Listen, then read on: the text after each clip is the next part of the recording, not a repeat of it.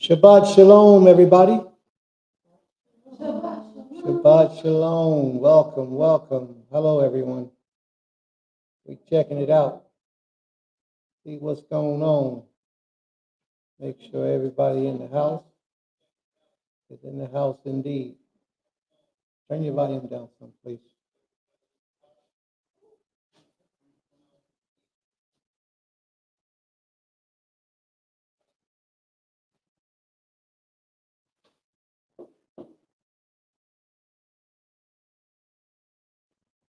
All right, everybody. Shabbat Shalom. All right. We're going to get started now. It's the 4 o'clock hour.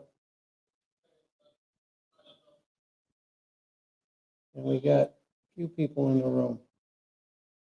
But I'm suspecting those few people wouldn't be able to tell me what I need to know.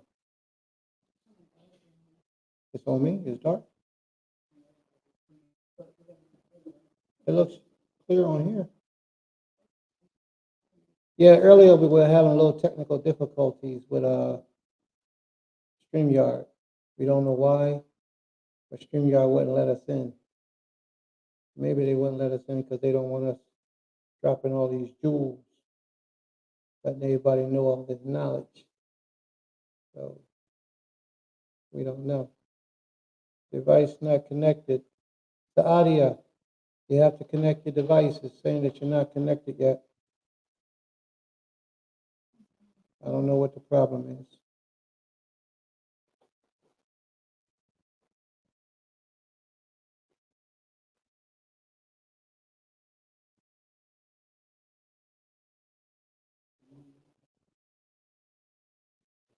Trying to give it a few minutes, y'all, because it's so twisted right now. We have a ceremony that we have to do with baby. Creator bless us and allow us to have a newborn son. And we put one blessing on his life already. We want to put another blessing on his life now. So that's what we're going to do. Creator willing.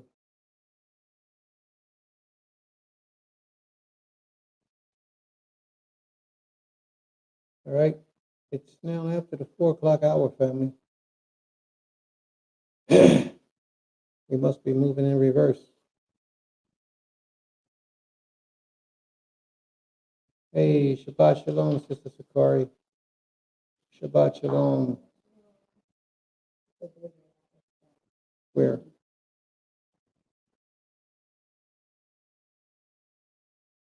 Maybe she hear the fans. Put yours on mute. All right, Sister Sakari, is there still a lot of static? Has anything changed?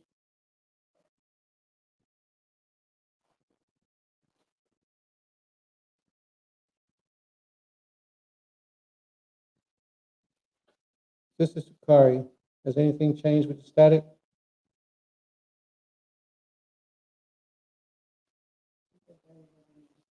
Very little static.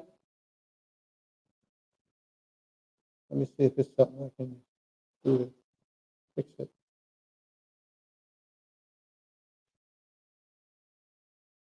Zante, can you take your phone and go out on the porch, log in, and see if you hear static on your end, please?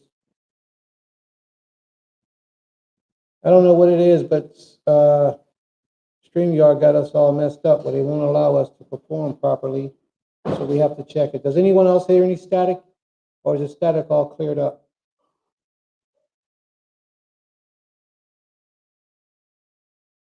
And for the one sister, the Adia, oh yeah, she's on now. Let me get her in. Yeah, I got her. The Adia. Shabbat Shalom. Shabbat Shalom. Hey. All right. Do you hear static on your end, sis? No, I hear you guys very clear. Okay. Does it sound better than normal? It sounds top notch. Yes, excellent. Hey, top notch. I like that. We got some good quality stuff now. Did you hear that? Yep. Round of applause. Yeah, there you go. We got it going in now, babe. You heard that. All right, Zante, you can come in now. We ready to rock and roll. Wait a minute.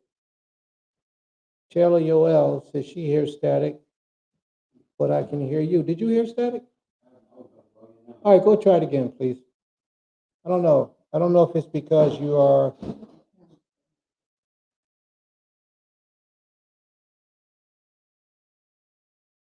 Yeah, it might be different because she's on the panel. No, he's on the. Dante, you logged on the wrong thing. I want you to log on YouTube and listen through the ears of YouTube, please. Hmm? It might be. If it is, we got to get rid of it. I hope it ain't. I did everything I was supposed to do. I did everything. I spent the whole hour and a half fixing it. So please bear with me for a second, family. I'm just trying to see. Sounds good now? All right, let's rock and roll. All right, Zante, they said it sounds good now. All right, let's rock and roll. I ain't did nothing.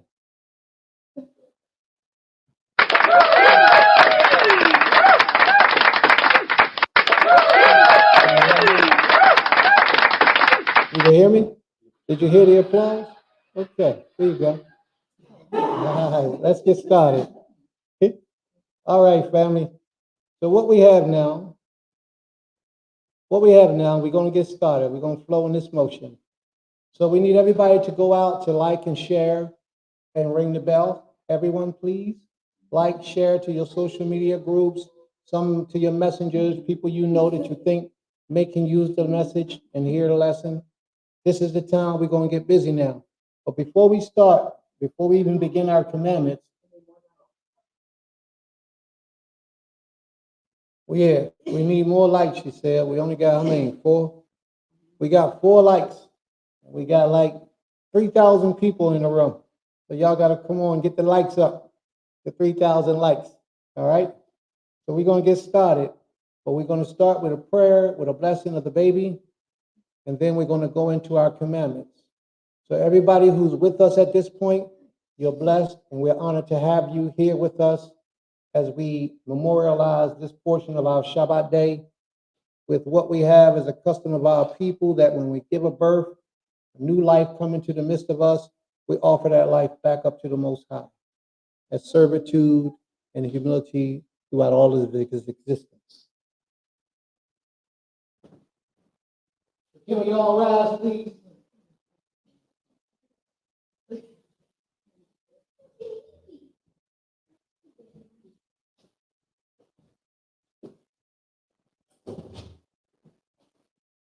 Abi, our power, our king, our master, creator and ruler over all things, we pray for permission to approach unto your throne.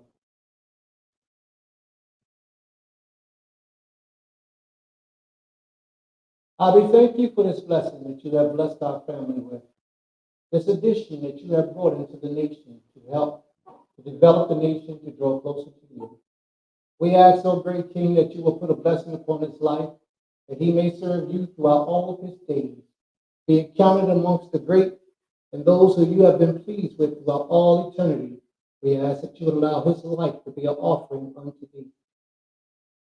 Thank you, O Most High. Shower him with great wisdom, knowledge, and understanding, and wealth above all things, loyalty, honor, and trust in you, that he may do your will throughout all of his life and beyond in all of the lives to come. To you, O great King, belongs the kingdom, the power, and the glory, forever and forever. Toda Rabbah. May the Most High be praised. Wait.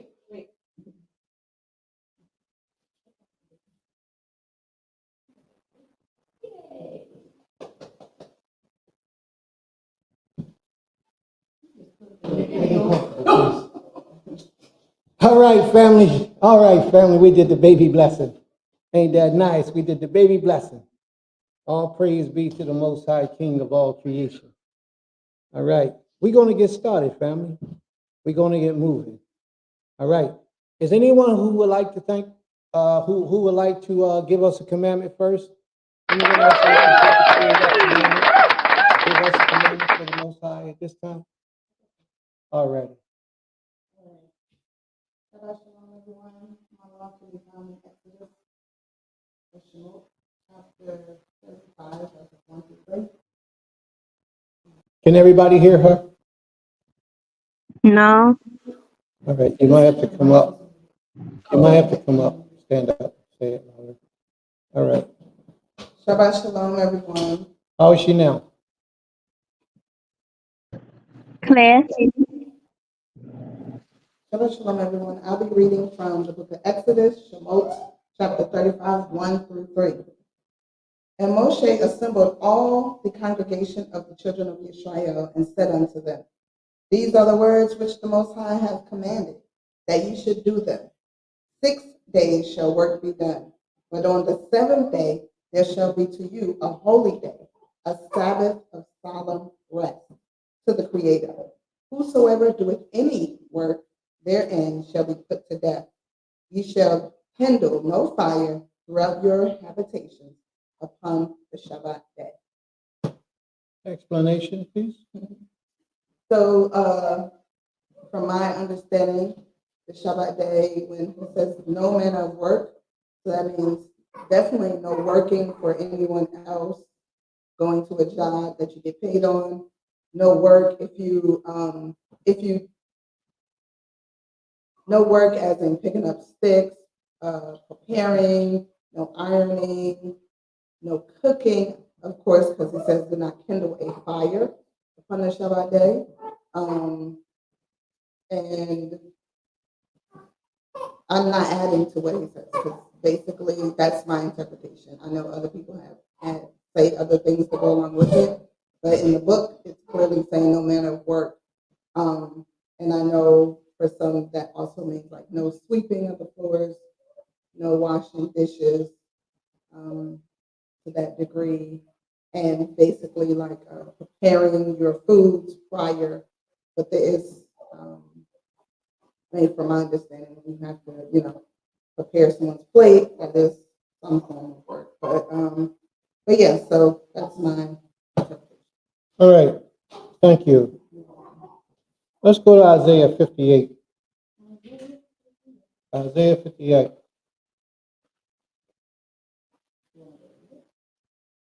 Yeah, please. We're going to go to Isaiah 58. Isaiah 58 speaks a lot about how to keep the Shabbat holy according to what the Creator requires as opposed to what mankind requires. So let's go to Isaiah 58, please. Once you get it, could you come up, stand by my side, and read? Y'all hear my little applause in the background? Y'all hear my little clapping in the background? I don't know if y'all can hear it or not. The volume is down. Somebody talk to me. Can y'all hear the clapping? Yes. All right. We doing good. We doing good. Awesome. We got a little new machine now. We elevating. We growing, y'all. So let's get started. Isaiah 58. You ready? Hey.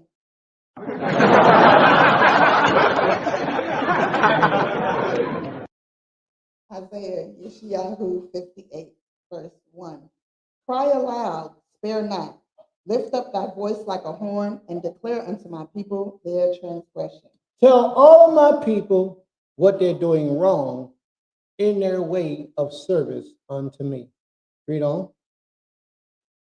And to the house of Jacob their sins. Yet they seek me daily, and delight to know my ways. So many of us seek the Creator. So many of us have decided that we're going to learn how to serve this King. We think we got a method, we think we got a rhythm, and we think what we do is acceptable to the Creator simply because we do it. And a lot of times we want to get the Most High anything and say, Creator, that's for you. And the Most High, that's not how He requires for you to give Him what you want to give Him. You just don't give the Most High any old thing and just think that it's acceptable. You have to give Him according to the tenets that He has prescribed, that He desires these things from you. That means if a woman is on her monthly nida, she becomes tameh. She's not to pray to the Creator because she's unclean. She's tameh. And during that time, she shouldn't make prayer to the Almighty. That's law, because the Most High says, no unclean thing should approach unto me. So therefore, when you're tameh or you're on your nida, you should not pray to the Creator. What we teach here at Beulah Land at Temple Kifarim is that when you're on your menstrual as a woman, you get up, or when you're unclean as a man or a woman, you just get up during those times of prayer. We pray 5 o'clock in the morning, 2 o'clock in the afternoon, and before you go to bed. Those are mandatory. You can pray as much as you want, but those are the ones that we have as mandatory prayers. So now if you're tameh at that particular time, which means unclean, and then it's time to make prayer, you just get up, say, thank you, Abi, thank you, Creator, go about your business. Just take that time out of your day to acknowledge him, to let him know that you haven't forgotten him and you're trying to be respectful toward him. And then go ahead and do what you got to do for your day. So let's read on. Verse.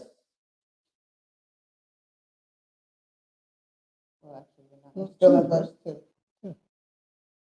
Yet they seek me daily and delight to know my ways, as a nation that did righteousness and forsook not the ordinance of the Creator. We do that. We seek the Most High as if we didn't do anything wrong, as if everything we've done was right. And we worship him the way we decide to worship him. As long as we call some kind of affliction upon ourselves, we take it upon ourselves to worship the King in this manner, the manner that we see fit, not the way that he sees fit. Read on, let's see. They ask of me righteous ordinances. They delight to draw near unto the Creator. Wherefore have we fasted, and thou seest not? Wherefore have we afflicted our souls, and thou takest no knowledge? Behold, in the day of your fast, you pursue your business and exact all your labor. In the day of your fast, you pursue your business and you exact all your labors. What does that mean? On the day of your fast, you don't sit back and get solemn and homely and really allow your fast to take place. You go about your day, you make your money, you're mean to people, you don't share with people, you don't feed those who are in need, the hungry, the poor, the fatherless, the widow, the homeless. For those of us who have property or landlords or rent out property, we don't put people in shelter, homes. We'll put them in there as long as they're giving us a profit and we're feeding our business. Other than that, we don't do anything out of the kindness of our heart just because it's a brother or a sister. These are the things that the Creator frowns upon. There's got to be times when you do things for the Most High's people and you don't benefit from it. They don't even have to know that you did it. Read on, please. Verse 4. Behold, ye fast for strife and contention. We fast so we can win an argument. We fast so we have the knowledge to be victorious when we come up against somebody that we don't like, which could be a person more righteous than us. Read on, please. And to smite with the fist of wickedness. Ye fast not this day, so as to make your voice to be heard on high. Stop there. You don't fast this day. Your intent behind your fast is not so that your voice will be heard on high, so the Almighty will hear you. That's not the purpose why you fast. Read on, please. Verse 5. Is such the fast that I have chosen? Is this the fast that I have chosen? Here it is. Read on. The day for a man to afflict his soul. The day for a man to afflict his soul. Is it to bow down his head as a bulrush? Is it to bow down his head as a bulrush, which means walk around in humility, lowly, like this.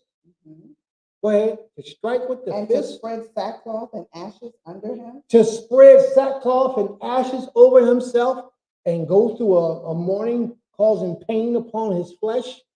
If you notice, all these things the Creator is talking about are all the things that we do to self. Nothing or none of these things do we sacrifice to self by helping others other than ourselves. So we put our heads down in the bulrush. You know, we get real humble in our spirit, some of us. And then we put on sackcloth. Some of us put on ashes, put the ash all over our face, put the sackcloth on. You know, sackcloth is like a potato bag. That when you put it on, it cuts your skin. So we would walk around with potato sacks on, cutting our skin up all day. We used to do that for the Day of Atonement too. Our people in this generation, we used to do that. Read on, please. Would thou call this a fast? Would you call that a fast? And an acceptable day to the Creator? So let me say something, family. With all the sins that you have done in your life, all the evil and wickedness that you are guilty of, you say, okay, I'm going to go to the Creator and atone for my evil and my wickedness. However you are, however old you are, you're 24 years old. So 24 years of sin. And on this one day, you decide that you're going to come before the Almighty and you're going to fast. This one day, right? Do you think that one day of you walking around with sackcloth on and looking lonely is enough atonement for 24 years of sin? 24 years of debauchery, evil and wickedness, homosexuality, adultery, whatever you're guilty of. Do you think that one day is enough for you to put on that image and perform a fast and then find that acceptable, that the Most High, I mean, in your heart, think about it in your heart, family, in your heart, for real, to find that to think that the Creator will find that acceptable to remove all your sin. Do you think that's an even exchange? Because I don't think that's an even exchange. Read on, please. Verse 6. Is not this the fast that I have chosen? Is not this the fast? You got to read the entire book or read at least the entire law. And the Creator lays it out in his law how he desires for us to fast. To fast. If you notice, when the Day of Atonement comes around in Leviticus, the 23rd chapter, you will never see anywhere in there where it says restrain from food, verbatim. You'll never see that written in the book. Where it says, I want you to turn down your food for 24 hours on this day. The Creator don't say that. You know what he says? He says for you to afflict your soul. Afflict your soul for this day is holy to the Most High. Afflict your soul goes a whole lot deeper than just not eating and drinking on that day. He get ready to get into how he wants for us to fast. Read on, please. Verse 6. Is not this the fast that I have chosen? To loose the fetters of wickedness, to undo the bands of the yoke, and to let the oppressed go free? Do you hear all this? Now that's a fast. You know why that's a fast? Because that's hard for people to do. It's hard for people to see somebody else struggling. Somebody ain't even got to know them and help them. That's right. Because you feel like you ain't getting nothing for it. There's a lot of people that won't do nothing for nobody unless they're receiving something from somebody for what they did for that nobody. And we got a lot of them in Israel that call themselves spiritual leaders. A lot of them call themselves servants of the Creator. A lot of them call themselves righteous. But that's what they call themselves. What does the Most High call them? Read that part again, please. Verse 6. Is not this the fast that I have chosen? Is not this the fast that I said I want y'all to do? To loose the fetters of wickedness? To loose the fetters of wickedness. Stop doing evil. My sister, hold up now. Hold up. Amy, moving, just moving fast. Rapha Crown spoke about this last week. She talked about Shabbat Israelites. They come around on the Shabbat and keep holy on the Shabbat. As soon as the sun goes down, they running out the door. Before the sun go down, sometimes they run out the door to go back to the world to do nothing or whatever they were doing prior to the Shabbat day coming in. Y'all follow what I'm saying? To loose the fetters of wickedness. Now, instead of doing that, being a Shabbat Israelite, how many times did you fast to the Creator and ask the Creator to remove the evil from within you? How many times have we done that? because these are the types of things that we need to begin to do to remove the evil from within us so that we can have a pure mind, a pure spirit, a pure heart. No matter what your problems have been in the past, no matter what you're guilty of, no matter what you've done, proper preparation brings about the desired result. Proper preparation brings about the desired result. That means come prepared. Do what you got to do to get yourself right. So if you prepare properly for a fast, and that fast is to cleanse your soul of all the wickedness that you have done before you came into this way, and some of the wickedness that you've done while you was in this way, then you got to properly, carefully plan it out so you can execute it with precision and accuracy. Read on, please. To undo the bands of the yoke. To undo the bands of the yoke. What is a yoke? You know, cows and mules and donkeys, they get yokes put around their neck. Our forefathers used to have yokes around their neck when they were slaves. Well, a yoke is something that keeps you in bondage. Do you take on an attempt to remove the yoke off of people's necks? Which means if you got a business, how many Israelite brothers and sisters do you incorporate in your business so they can come up while you're coming up? If you got some knowledge, how many Israelites or people that are like-minded, that's willing to serve the Creator, do you take and speak your knowledge into and give them life and tell them how great they are, how special they are, and what their future could be?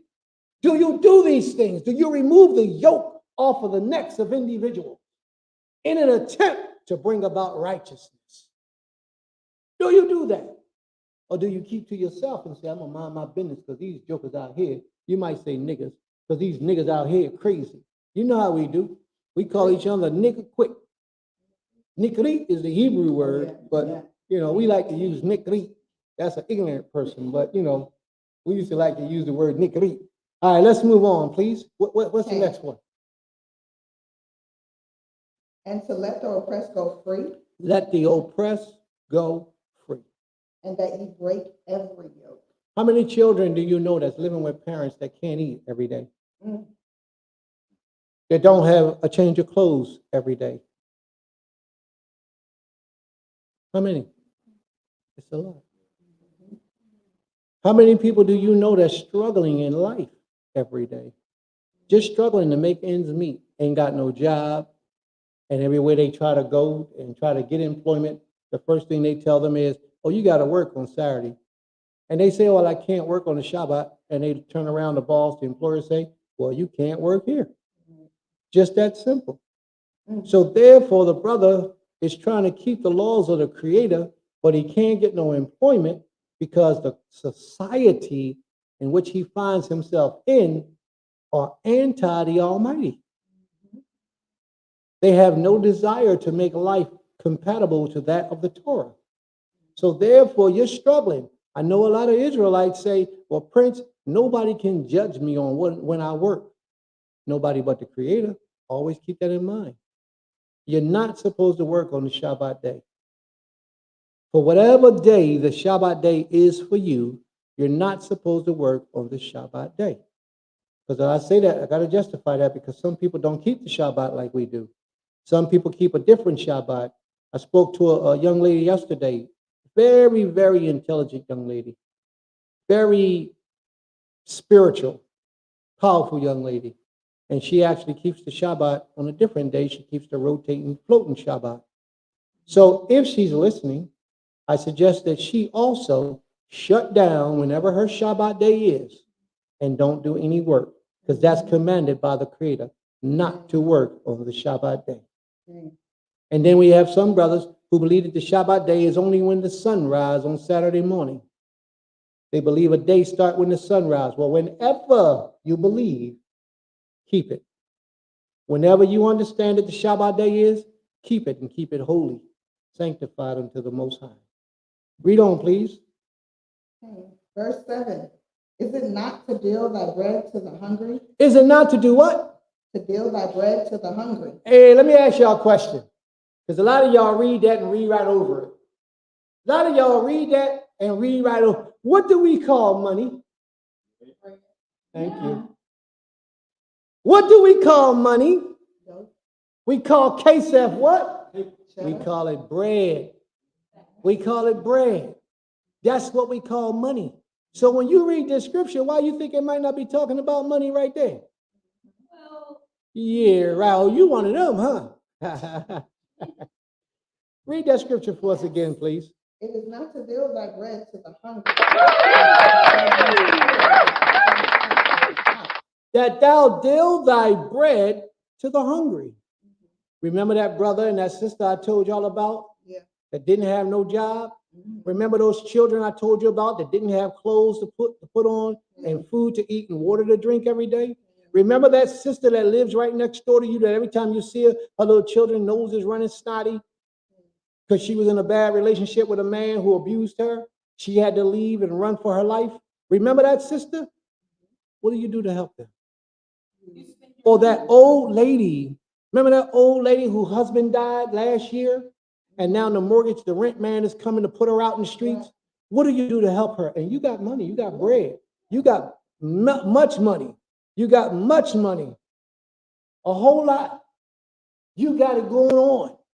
How much help do you give to that old lady or those people and that family and those children? How much do you help to contribute to see that they're taken care of and provided for? I don't need to talk about what I've done. I've been doing this all my life. This is what I do. That's why I'm so thankful. That's why I thank the Creator for everything that we have. Because I've lived like this my entire life, even before I came into the knowledge that I was an Israelite. It was something innately within me that caused me to do these things. But anyway, when I became into the knowledge, it was just amplified. I did it more. There's nobody, no, absolutely not one person who know me personally that walk with me that ever can say I ain't never did nothing for him to help him. Nobody, because I ain't that kind of person. But I can say that about a whole lot of people. There's a whole lot of people I can say that about, but I keep my mouth shut because it ain't, what I do. I'm thankful, I'm thankful, I'm thankful. May the Most High be praised. So let's move forward. Read on, please. Awesome. Read on, please. Verse 7. Is that not, is it?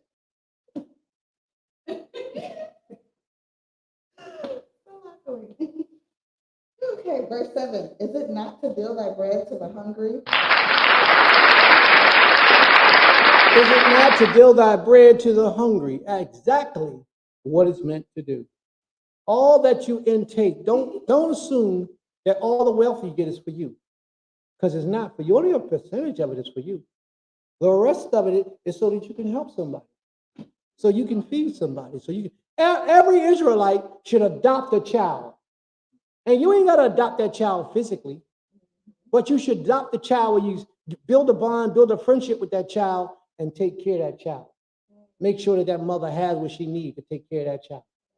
Buy them gifts, buy them clothes, take them shopping. Adopt that child, make them your own responsibility. That would be a good way for Israel to move. Read on, please. Verse 7. Is it not to deal thy bread to the hungry, and that thou bring the poor that are cast out to thy house? That thou would take the what? The poor that are cast out into thy house. These are the things that the Creator commands of us. The Creator says another place in the law that if your brother next to you waxes poor, he waxes poor. You are to take care of him and bring him into your house and give him what he wants about your house. Let him have his way in your house, which means let him stay in this room or that room, feed him. And you can't treat him like a slave. Although he's selling himself to you for you to provide for him through his duration of time, you cannot treat him like a slave. The Creator will get you for that. Read on, please. When thou seest the naked, that thou cover him, and that thou hide not thyself from when thine thou own flesh. seest the naked, remember those children? It could be even a grown man. He don't have it. he doesn't have what he's supposed to have. He wearing the same clothes every day. That you cover him. Read on, please. Then shall thy light break forth. Verse 8, then shall thy light break forth as the morning, and thy healing shall spring forth speedily. Basically, that's when your blessings should come. Thank you for that reading. But let me say something to you before we get off of that chapter or that understanding. That's all I want you to read. Thank you. Here's the part that I want to mention to you. How many of us are in the right mind that we would even be able to receive someone doing those things for us? See, because it's one thing to do it, but it's another thing to receive it. A lot of us are so haughty in our spirit that we can't receive things of that nature, someone doing something so powerful for us. You know? And then a lot of us are so far on the giving end, which is a great thing. Please don't take this the wrong way. Some of us are so far on the giving end that we don't even know how to accept somebody doing something for us. But we'll go to a bank and ask somebody else that worked for the bank to loan us something or to give us something. But we won't go to our Israelite brothers and sisters who we should go to because their loan to you is supposed to be tax-free. They ain't supposed to charge you no usury. But the banks, the people who own the banks, they want usury on the money that they give. But anyway, let's get back to the commandment portion. Iman, thank you so very much for sharing those commandments with us today. May the Most High be praised. Yes, Iman. Oh, yeah, you want to read that part? She's going to correct me. You see that? I was trying to tell you how we're supposed to keep a Shabbat, how we're supposed to do the Shabbat. If you want to go into the part about the Shabbat, then come back up and... No, I just wanted to give them a touch on what we are supposed to do on the Shabbat day. How we do fast to the Creator and how we dedicate our times to the Creator. That's all I wanted to do. All right? Because it don't give specifics about the Shabbat as far as cooking and cleaning and fires, and that was a part of your commandment. Is there something you want to say? No, but I just want people to read Isaiah 58. Mhm. Towards the end when it says, "Thou shalt not turn thy foot away from the Yes, that's a very good part. Yeah, no. Sometimes I do things you don't think I'm going to do. All right, thank you. We're taking this thing. All right, all right. So let's go on. Next commandment. Who's next with the commandments? Is that you, Azante? Saadia, yes, Saadia did say she wanted to do her commandment. Saadia, you ready for your commandment? Yes. Go ahead, sis. You got the floor. The commandment is,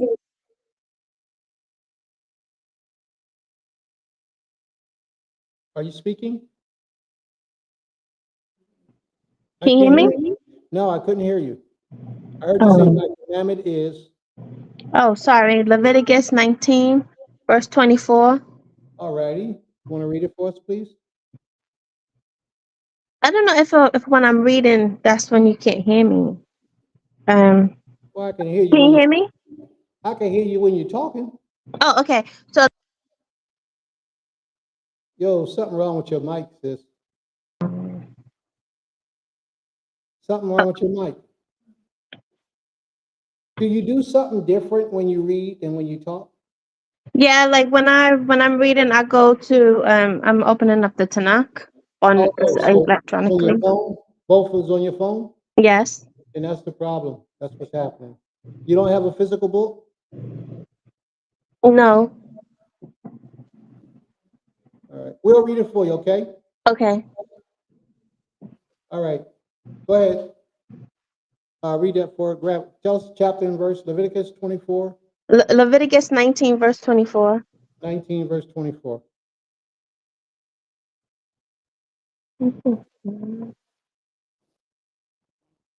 See, all y'all who came in late today, y'all missed the baby blessing that we did in the beginning of the class.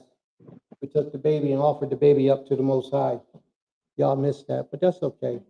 And Sister Zakaria, I see your question. I'm going to be right with you in a moment, all right?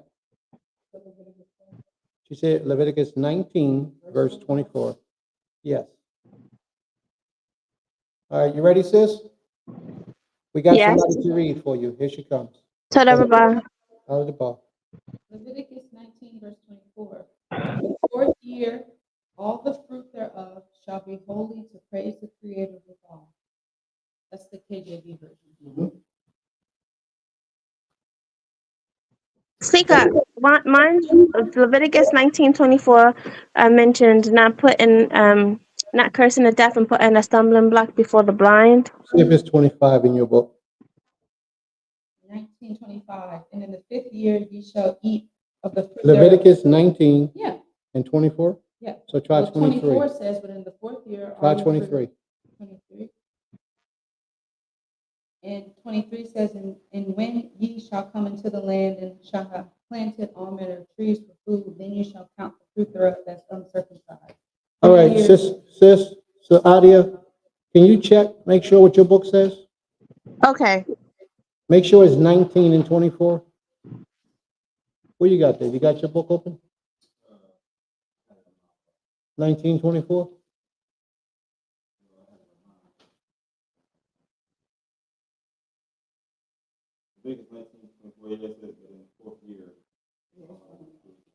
And you'll say the same thing. All right, Sister Saadia, can you make sure that yours is in 1924 Leviticus, not Deuteronomy?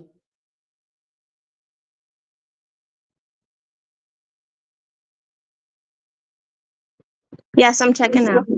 Yes. All right, so I'm going to address Sister Zakaria's question now while you're looking for that, okay? Sister Zakaria, Ima, can you take over this, please?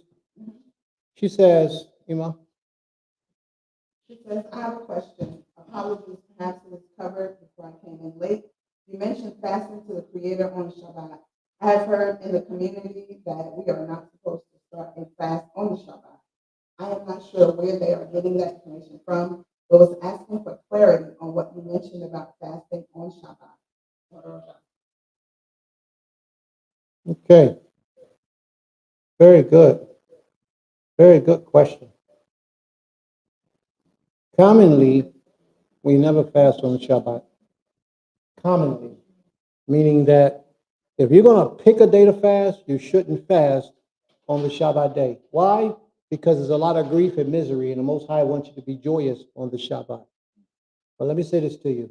If you fasted and you say, I'm going to fast for a month, you don't stop on the Shabbat and eat and then go back to fasting again when the sun go down. Then you will be violating your own fast. So there's nothing wrong, in my opinion, there's nothing wrong with if you set out on a fast, it was prior to Shabbat, and the Shabbat day happened to come in the midst of your fast somewhere, and you continue to fast, then you are more than welcome to continue your fast without eating on the Shabbat day. You've been miserable all week. You being miserable that one day of the week ain't going to change nothing. And then you continue to be miserable the rest of the week. But what I've noticed is that the longer you fast, the less miserable you are. The less you get accustomed to it. You get accustomed to it. Another thing is, when you're on a fast and the Shabbat day happened to be a holy day, and on that holy day it requires you to eat, then you eat. You have to because you're commanded to eat. You follow me? So let's say if Passover came on a weekly Shabbat, and Passover says you have to eat the lamb, even though you vegan, then you eat a little piece of that lamb. You ain't got to pig out. I mean, you ain't got to be greedy, but eat a little piece of that lamb just so that you keep that commandment on that day. Even though you don't eat meat, on that day you have to, because it's commanded of you to eat meat on that particular day. All right? But normally, you do not want to fast on the Shabbat day. Don't cause that affliction upon yourself if you don't have to. If you could avoid it, avoid it. So, Sister Zakaria, the question would be, or the answer would be, don't fast on the Shabbat day if you can avoid it. Okay? If you're going on a fast and you set that fast, like one of the brothers, Melchizedek, Zadek, the brother, he comes into the room quite often. He might even be here now. But what he does is he was on a 90-day fast. no food, and I think it's just water and herbs. What was it? Yeah, for 90 days. And I got to take my hat off. I spoke about him earlier. It was a wonderful thing because it's a challenge. But he did that. But when the weekly Shabbat comes around, he has to still remain on his fast. Because one thing you don't want to do is lie to yourself. And that's a problem with a lot of us today. We lie to ourselves. We bring these great affliction upon ourselves, and then we look for cheat spots where we can do something to get around bringing all that suffering and torture and pain upon ourselves, when in reality we shouldn't. But on the Shabbat day, just don't enter into a fast on the Shabbat day, and you'll be fine. In my opinion, you'll be fine. Only the Most High has the absolute knowledge. Only He can absolutely say it. But what I do know is the Most High doesn't want you walking around sorrowful, pitiful, and low grade in your spirit. But actually, the more you fast, the more you'll see that a fast actually lifts up your spirit. It makes you more strong, more powerful, more intelligent, more alert. So let's move on. Okay? She's not here now. She got dropped. Yeah, so I guess she'll be right back.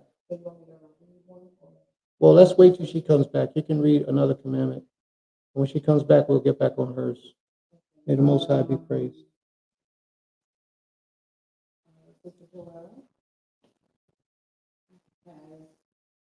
Leviticus 19:11. Well, we all over in the book of Leviticus today. And it reads, "Ye shall not steal, neither shall ye deal falsely, nor lie one to another." So, and then she said, "It is unrighteous to be deceitful to one another, purposely sowing wickedness and confusion." She's absolutely right. May the Most High be praised. And more of us need to pay attention to that law. Read on, please. And Zaquena Sukari is in Leviticus chapter 19, Leviticus, chapter 19, verse 17. "Thou shalt not hate thy brother in thine heart. Thou shalt surely rebuke thy neighbor and not bear sin because of him." You should not hate your brother in your heart. And then it says you should not bear sin because of him. What's the sin? The sin is actually having secret hatred in your heart toward your brother. Do you know how many people walk in your circle every day who can't stand you, who has hatred for you, but they smile in your face and they act like y'all friends, like y'all the best of the people? Because what they're really trying to do is get what they can get from you to benefit themselves. That's what they're really trying to do. And some of us be married to them kind of people. Yeah. And that's when you didn't get the marriage done properly. You know, when you use lust to determine who you're going to marry, then these types of things take place.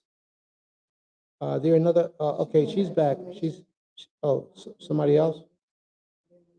I'm sorry. Please forgive me. Zaquena Sukari's explanation, "You shall not hate your brother in your heart. You shall reason frankly with your neighbor, lest you incur sin because of him." May the Most High be praised. Very well. Yeah, I'm trying to wait for her to come in.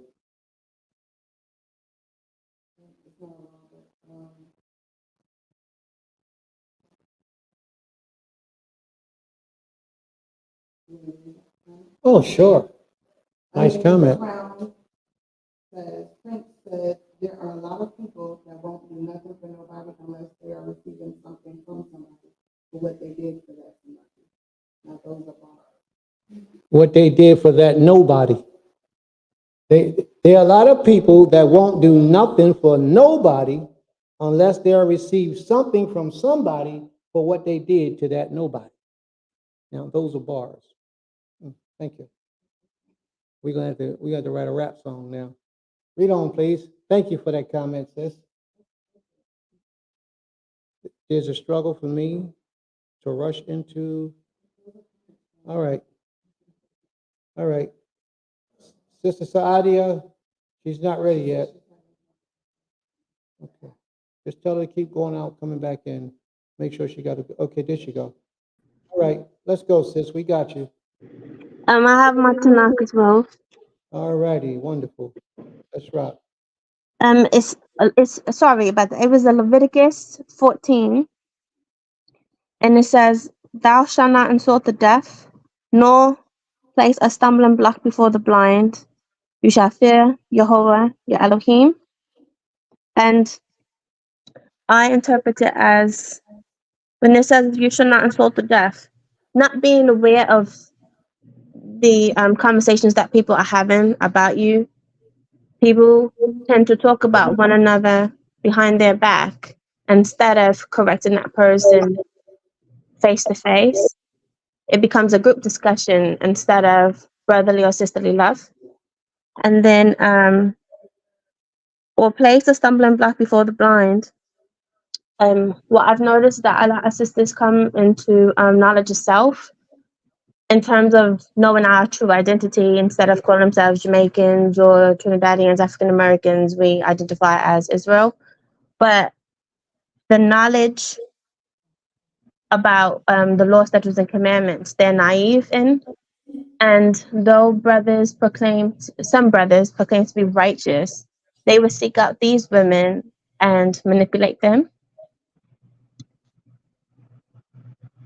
So that goes against the laws and the commandments of the Most High, because instead of us rising into righteousness, we're still falling into degradation and the sins of lust.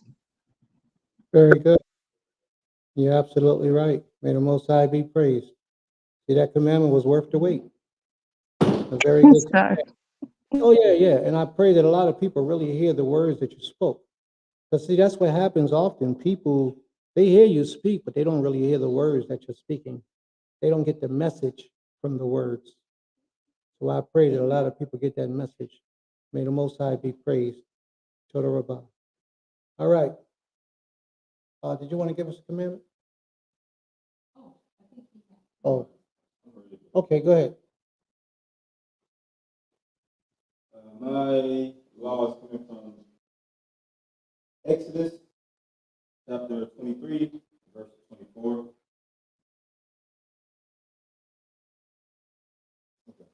Verse 24 says, You shall not bow down to their Elohim, nor serve them, nor do after their works.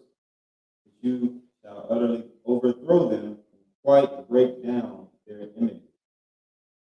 And ye shall serve the Most High, and he shall bless your bread and your water, and I will take sickness away from the midst of you.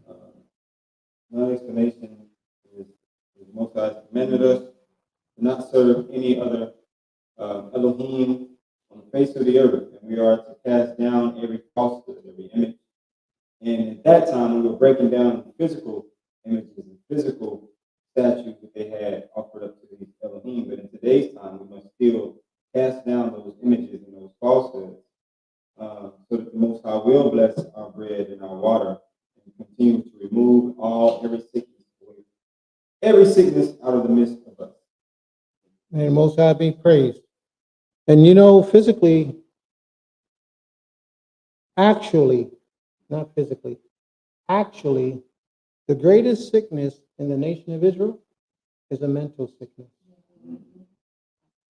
The greatest sickness we have in the nation of Israel is a mental sickness. It's a poison. And guess what? It's contagious. You can give it to somebody else. So that's what we got to be careful about. May the Most High be praised. Very good commandment. All right. Here go the baby mama. The new woman who had the baby. She the baby mama. Hey, I prefer wife. No, we talking about the baby though. You ain't the baby's wife. You the baby mama. That's the baby. You the mama. The baby we did earlier. You the mama. Don't even try to get around it. Go ahead. Give us your command. Shabbat Shalom. My commandments coming from the Medbar in Numbers chapter 3, 11 through 13. And it says, And the Most High spoke unto Moshe, saying, And I, behold, I have taken the Levites from among the children of Israel, instead of all the firstborn that opened the matrix among the children of Israel.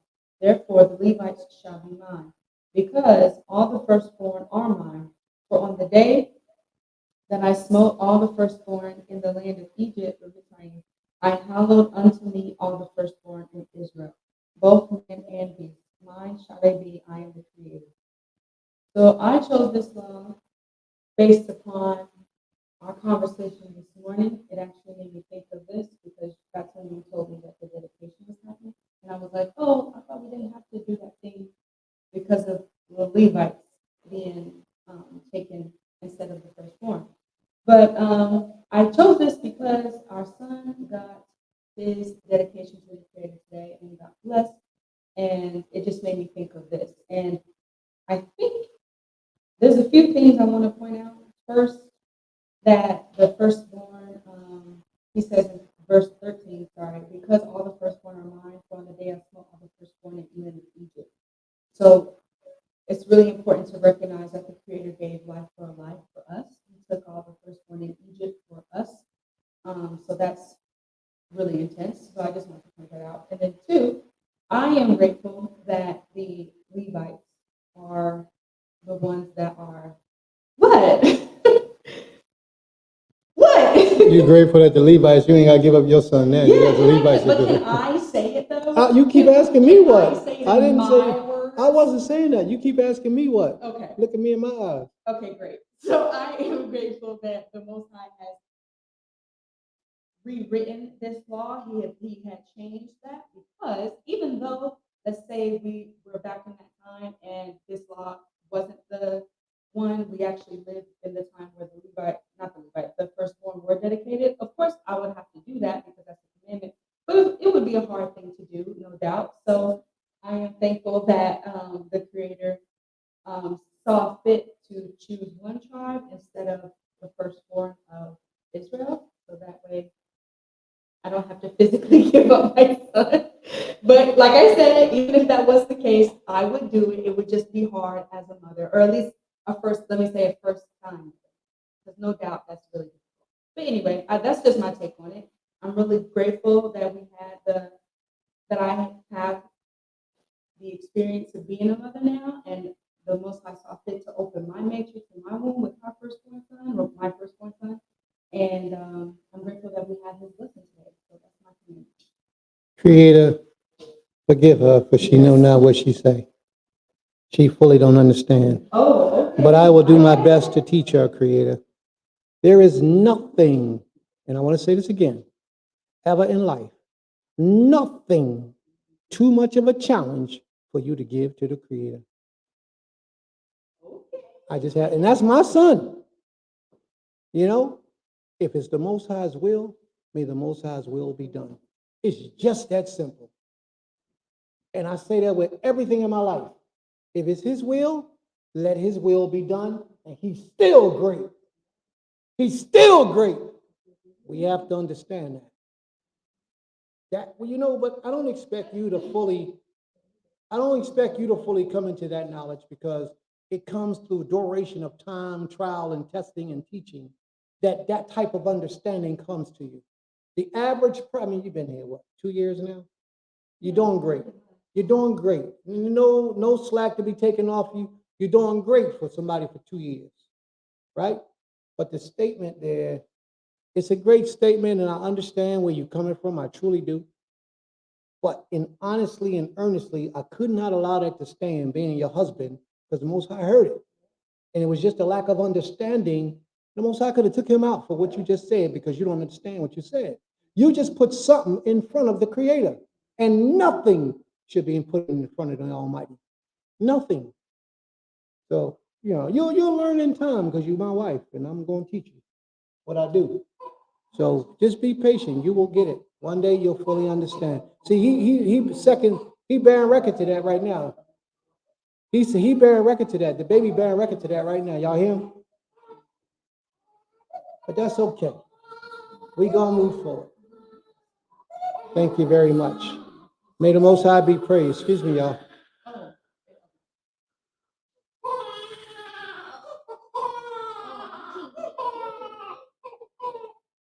Now he sat here quiet all morning until that particular conversation came up, and he started fussing. All right, now you can be quiet again. May the Most High be praised. Toda Rabbah. All right?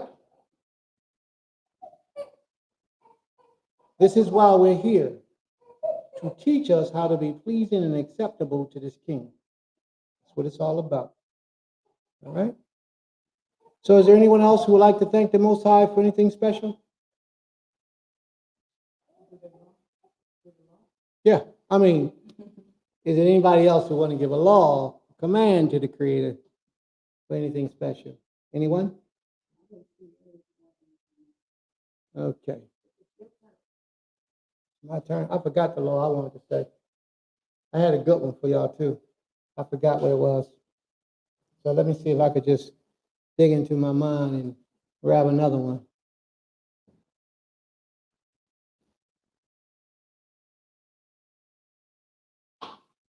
Yeah, I did. I had like 2 or 3 of them that I wanted to present to the family today.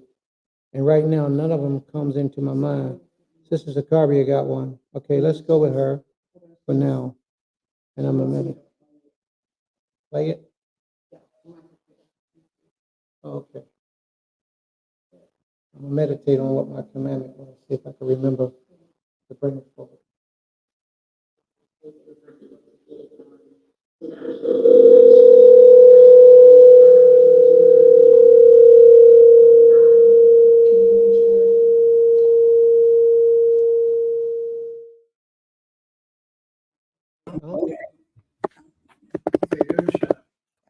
Can y'all hear me?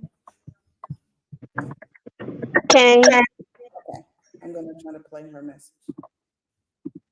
And it reads, and they shall come into judgment, and they shall be judged, and the righteous declared righteous, and the wicked declared wicked.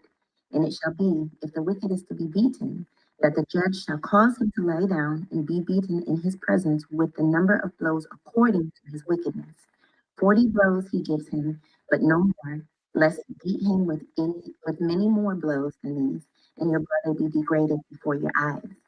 And the meaning of that, my understanding of it, is just to make sure that we are indeed judging righteously, and then especially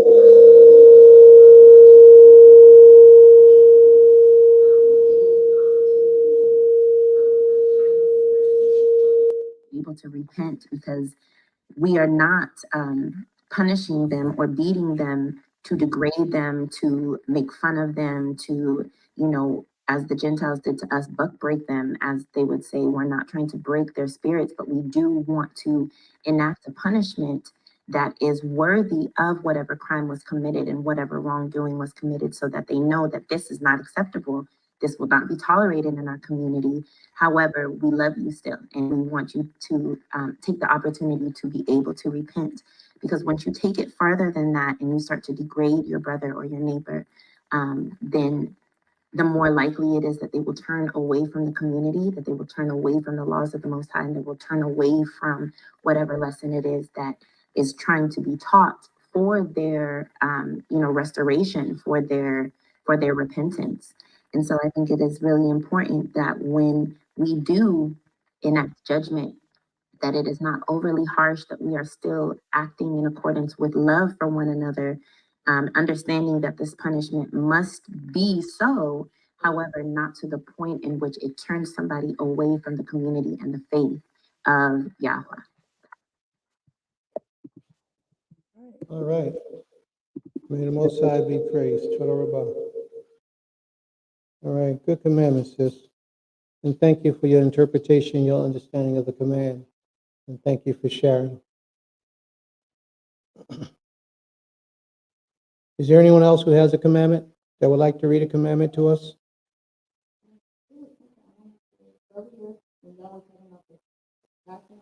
Do you want to come up? When y'all talking about the fasting on the Shabbat, the community in Israel, Shimona, they fast on the Shabbat every Shabbat. Like that's part of their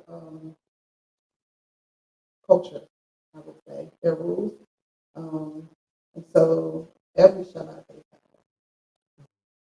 So is that what you were saying, that Well, I still hold the same point of view that I presented. It's fine.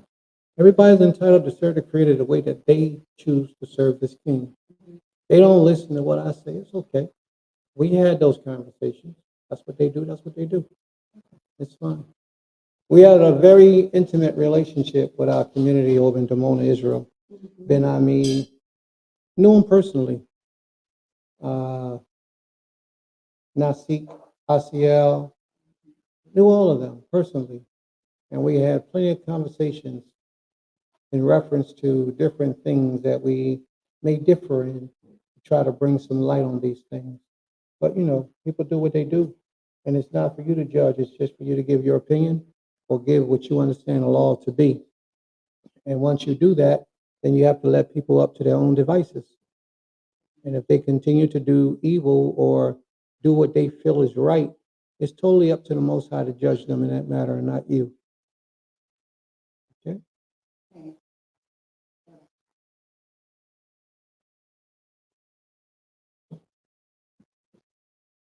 All right. Are we ready? Thou shalt not steal.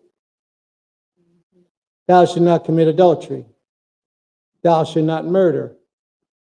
Thou shalt not bear false witness against thy neighbor. Thou shalt love thy neighbor as I love thyself. If thy brother ox fall in the ditch, then thou shalt help him. If thy brother next to thee waxes poor, thou shalt not hold back thy hand from him. Thou shalt help him. If thy brother waxes poor and need to sell himself unto you to servitude, then you shall let him in your house.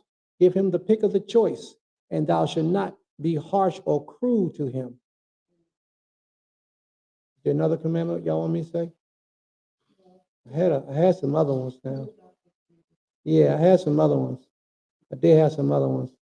Like if you're on a journey far away from the land, and the Pesach or the Passover comes, and you know you're supposed to journey to the house of the Most High where He placed His name to keep the Passover.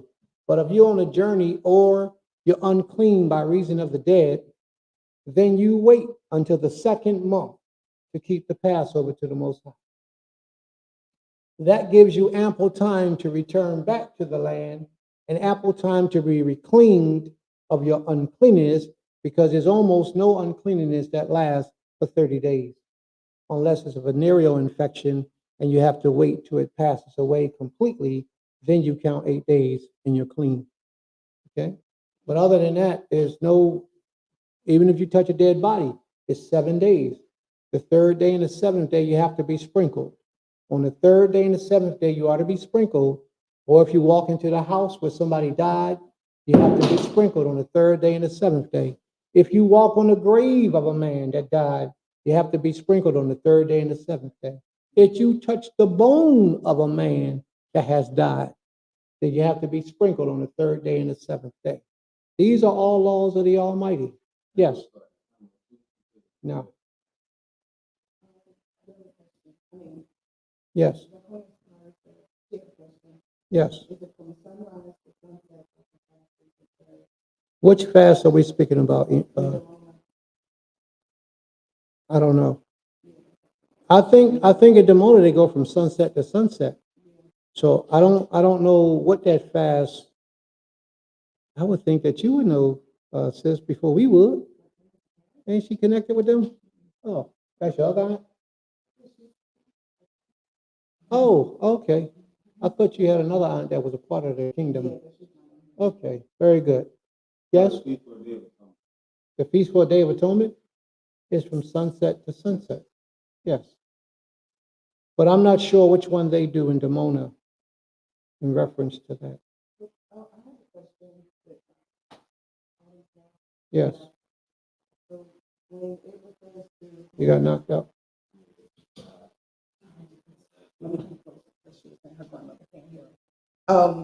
The law that my sister read Yes. about the firstborn son, I know that law has been, redone with the Levite.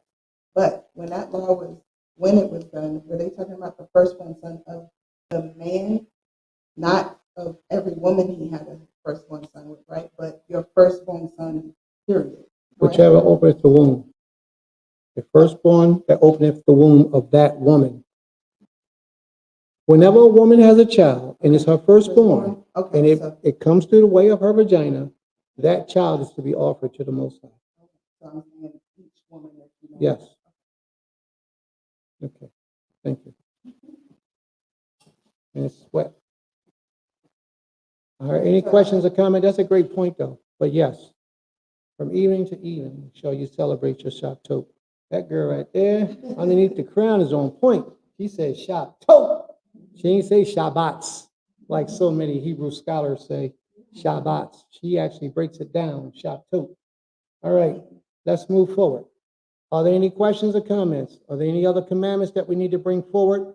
Family, are there any questions about any commandments that you heard? Anyone? Any questions? We are here to satisfy and to please. Shalom. Sorry, my cousin wants to know, what does it mean to be sprinkled? Okay, tell your cousin. Yep.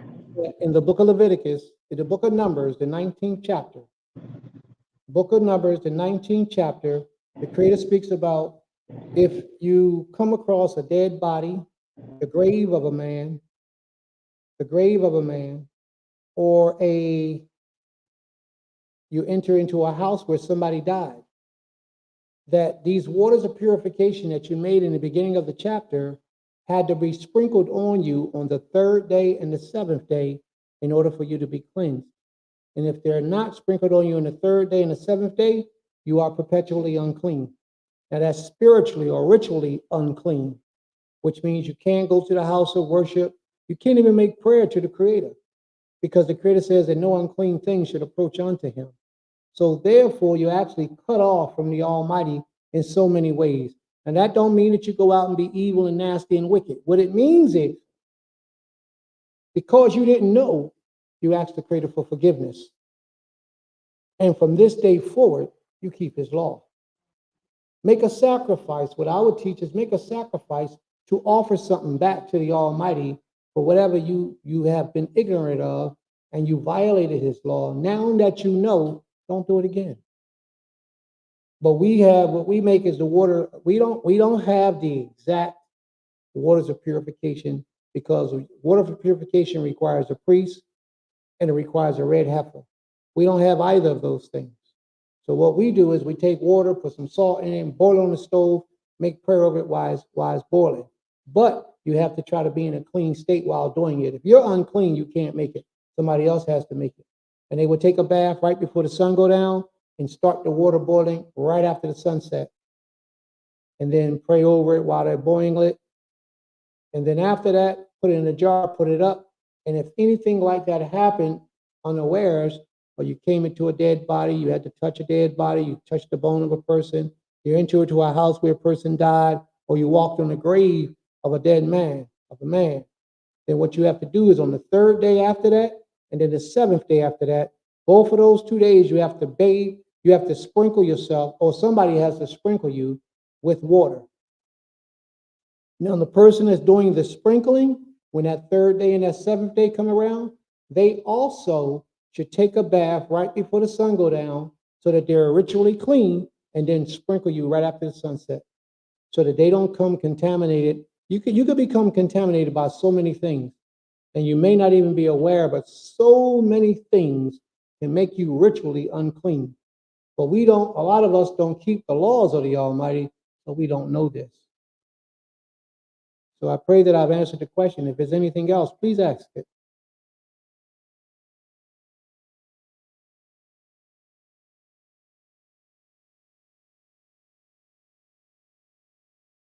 Are there any other questions? We're going to move forward. All right, family, we have reached that part of our day where we're going to open up the floor, open up the conversations. We're going to do part 5 of women. Tell us some of the things that you don't like about Israelite men of color. We're going to open that platform up. We got 2 sisters in the room today. Sisters in the room, sisters on the side, always remember you are welcome to come in, to be on the platform, to voice your opinion. And if you don't want to be on the platform, you can just type it in the side room and we'll address it in that manner. But it's always best because you can get your point across better when you're in person and people can get the understanding that you want for people to get. So may the Most High be praised. Are we ready, sisters? Who would like to be first? Oh, hold 1 second. Before we begin, please, how many likes we got?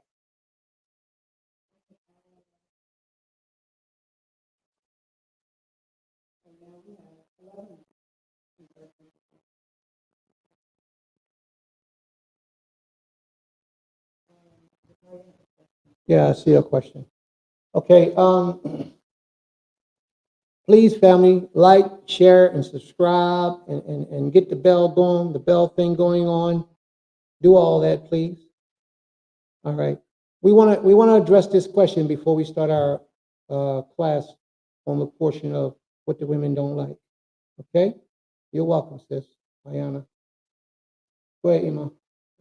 Sister Zachariah says, if one is unclean by touching a dead body, it was mentioned that they were perpetually unclean if they miss the sprinkling, if they miss the sprinkling, is the count restarted, or are they forever unclean? How does it work if one misses the sprinkling? If you miss the sprinkling, you're forever unclean. If you let's say if you miss the third day, on the seventh day you won't be clean. And if you miss the seventh day, then on the seventh day you won't be clean. The only thing you can do is ask the Creator for forgiveness, because there's no commandment as to what would happen after the seventh day if you have not been sprinkled. The only thing you can do is ask the Most High for forgiveness, turn from your evil, wicked ways, and never repeat that again. That's the only thing you can do in this land of our captivity where we are today. That's the only thing you can do. May the Most High be praised. Yes. Come up to the mic, please. Question going behind that, so with that perpetual uncleanness, would you then still attempt to go into a temple or go before the Creator?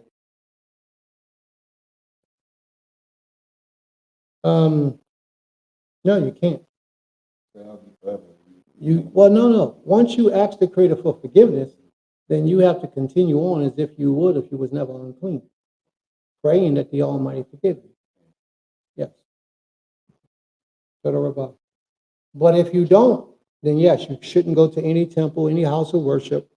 Nobody in the state of uncleanness should go into a house of worship. Nobody. If your need eyes on, you shouldn't be going to the house of worship. If you got a venereal disease, you shouldn't be going to the house of worship. If you touched a dead body and wasn't sprinkled on the third and seventh day, you shouldn't be going to the house of worship. If you got an open wound and there's pus oozing out and fluids coming out, you shouldn't be going to the house of worship. A lot of people don't know that, but those things make you tama, and you should stay away from the house of worship. You should stay away from prayer as well. May the Most High be praised. All right, underneath the crown, got some comments on the sideline going on over there. Oh, that's what she said? Okay, go ahead. Oh, she said Talia. I thought she was talking Hebrew. I'm in here searching my mind to see what tell Yah mean. So Talia says some teachers, some men teachers that it is a low. She says some teachers. Why you say some men teachers? Oh, you starting trouble. Let me read her first. Thou shalt not add nor take away from the Most High commandment. Talia says they want to be polygamy. How you skip the other part? That was after. Oh, okay. So this is the first part of the question? Okay. Talia says they want to be polygamy and have 4 women, but can only take care of 1 human. Why she bring that up? Is that her argument? Yeah. Oh, so we getting into the class now. Yeah. Okay, well, her mother has the microphone. She can say what she's old enough to say what she want to say. Iman, are you able? Are you with your daughter? Can you let her speak, or you don't want her to speak?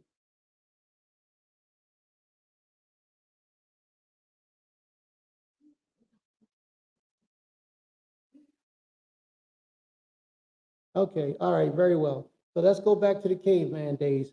You want to read that again, please, her commandment? So this is how we're going to get started. All right, you guys, welcome to this segment. So Kalia, the first comment or question for the day is, Kalia says that they want to be polygynous and have 4 women, but could only take care of 1 human. Some men teach that it is the law, and they practice poly, and they just teach their opinions and not teach what's law. And she's absolutely right.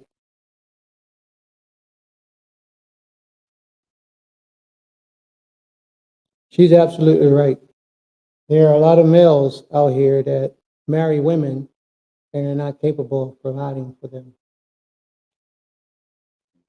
They're not. And then it's even worse because some of those males have 3 and 4 and 5 wives and not able to provide for any of them. And the women go out and work while the man stay home, play video games, talk to his friends, and sometimes read the scriptures. There are a lot of schools who teach this as a duty of a woman. Yeah. And then she says some of them don't even marry him. Yeah. That's sad. But see, you can't blame the man in totality. You got to think about it. And that's why we're here, to teach people or teach sisters and men how a marriage is supposed to be formed. That's what this class is all about. It's a part of what this class is about. Teaching us how a marriage is supposed to be formed. All right? So you got to know what to look for, you know, how to be approached and how to approach. You have to learn these things, what you should do after approach, after being approached. And your imam said it best. I mean, not your imam, the other sister, I think it was, said you go to the father. Saadia said it. You take that to the father, give it to the father, and let your father call that brother up and check him out and make sure that he's thorough. Because if he ain't thorough, he got to go. All right? Sister Ayana has a question. She says, is it still considered adultery if you're not married? Absolutely. No. Ho. Adultery is not because you're not married. That's not what adultery is. If the woman is not married and a married man sleep with an unmarried woman, that's not adultery. I wouldn't say that that's something that should be done. He should avoid that. He shouldn't do it at all. But if a married man sleep with an unmarried woman, that's not adultery. If that woman is married and that man, even if he ain't married, he sleep with another woman that is married, that's adultery. Okay? That's what the definition of adultery is. And I pray that that answers your question.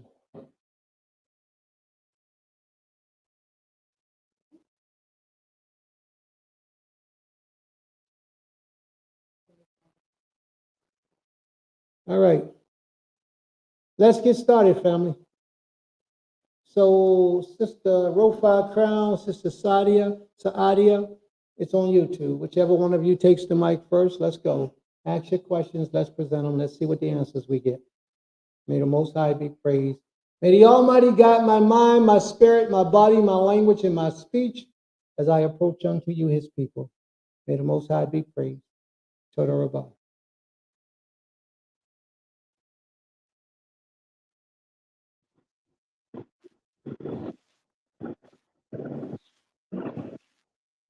Sister Saadia, you have the floor. Your mic is open. Okay. Shabbat Shalom. Shabbat Shalom. Okay, so in terms of some of the things that that's been on my mind and that's been discussed is about fathers or the lack thereof in the community. And though a man's work is what's in his bag, is what he inherits, a lot of times the fathers are not doing their work. The fathers are not fathering their children. And what happens is when they're old in age, they expect their children to visit and to participate in their lives as if they've always been about. And when they inherit the wind, because of their lack of work within their families, they become very angry and they blame everyone except for themselves.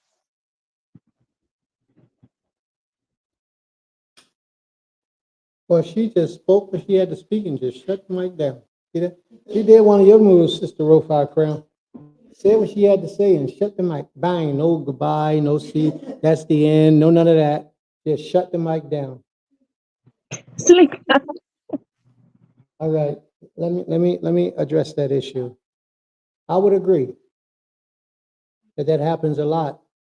And the reason why the males began to seek their company from their children when they get older in age, because the older you get, the wiser you get. He began to realize some of the mistakes he made in their youth, and then he want to patch it up. He want to make it better. But the child is in their youth. The child is still like, yo, bro, you did me wrong. I'm not trying to hear that. And the child just don't want to be a part of that because they are rebellious and they haven't learned what true forgiveness is all about. Therefore, they hold that in their hearts against their father, even in his old age, and the father is suffering because he knows he shouldn't have done that to his child. But the child is also suffering doublefold because the child doesn't have a father and the child is holding hatred in his heart. So he's killing himself by hating his father. The best thing that child can do is go to his father, make amends, and just step off. If you don't want to deal with him, don't deal with him. But you have to remove that hatred from your heart. You have to go to your parent, speak to your parent, ask them to forgive you, and you forgive them of them not being in your life. And then if you choose not to deal with them, you choose not to deal with them. But you have to forgive them. Because if you don't forgive them, you're going to walk around violating the laws of the Creator in your essence because of something that was done to you personally. May the Most High be praised. Any questions or concerns in reference to that? Anyone? All right, sis. Next question.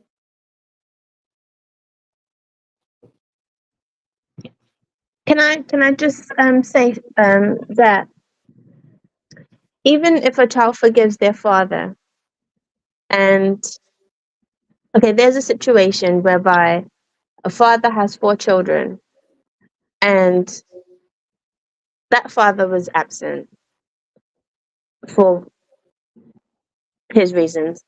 And if one of the children, he found fault with one of the children, although the others have forgiven him and established a relationship with him, because one child he found fault with, he starts speaking to the rest of the children. What is that child supposed to do then? If it was me, I ask Father to go get a birth test. Go make sure I'm his first. I would, seriously, because it may be a reason why the father stepped off from all the children. He may have found something out that he just didn't divulge, that he didn't say, especially if he was being a father and then No, one. he wasn't. He was never a father to any of them. Oh, I thought But you they, said 3 of them he was good with, and then 1 he wasn't. no, what I'm saying is he was never good to. He was never present with any of the children. But he came forward and they forgave him.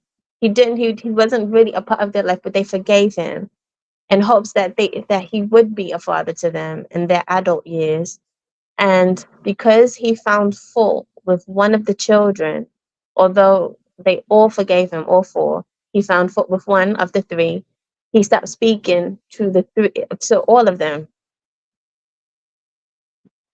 Then the best thing you can do as a child is pray for that man because he got issues.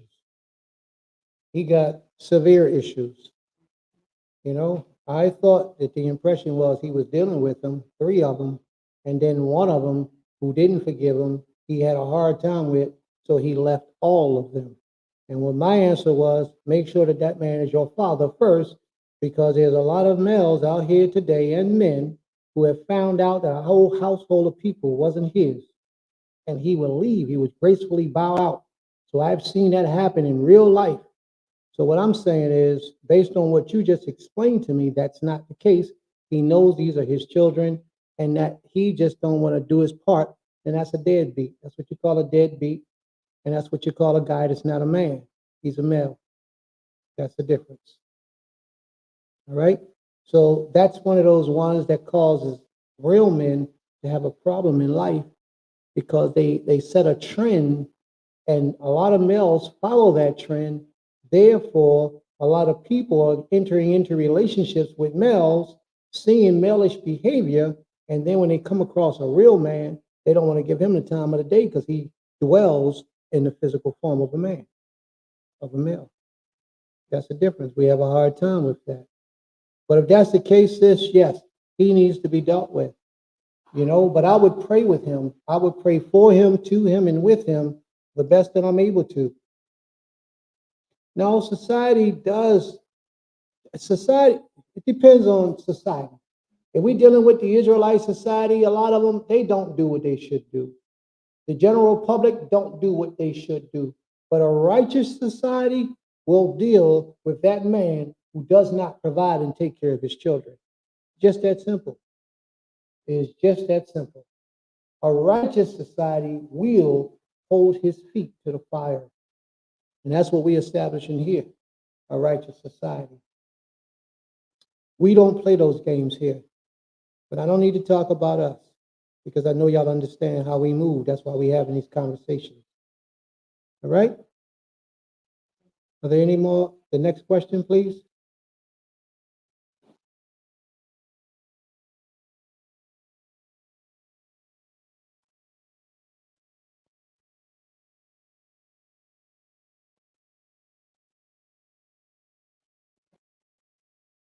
Say it again. Sister Rofa, Sister Saadia. Next question.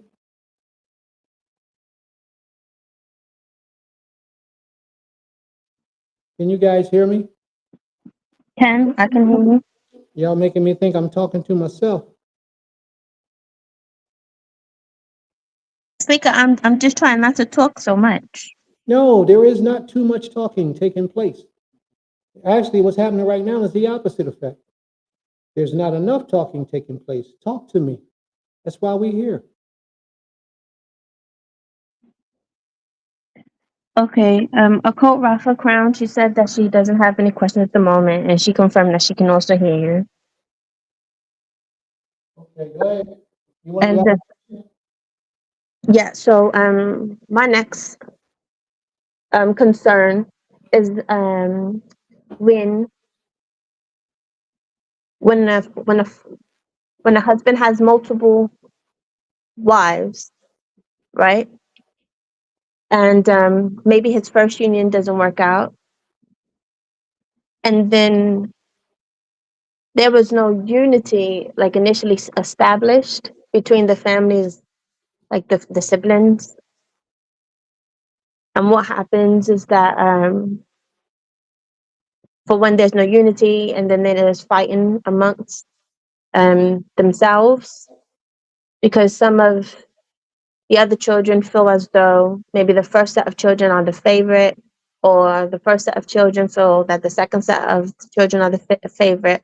But needless to say, the issue is that there's no unity even amongst the siblings. So how would that be restored, and what should that husband or father do in order to rectify the family dynamics? That's a good question. There are so many different aspects to this because I have personal knowledge of a situation like this.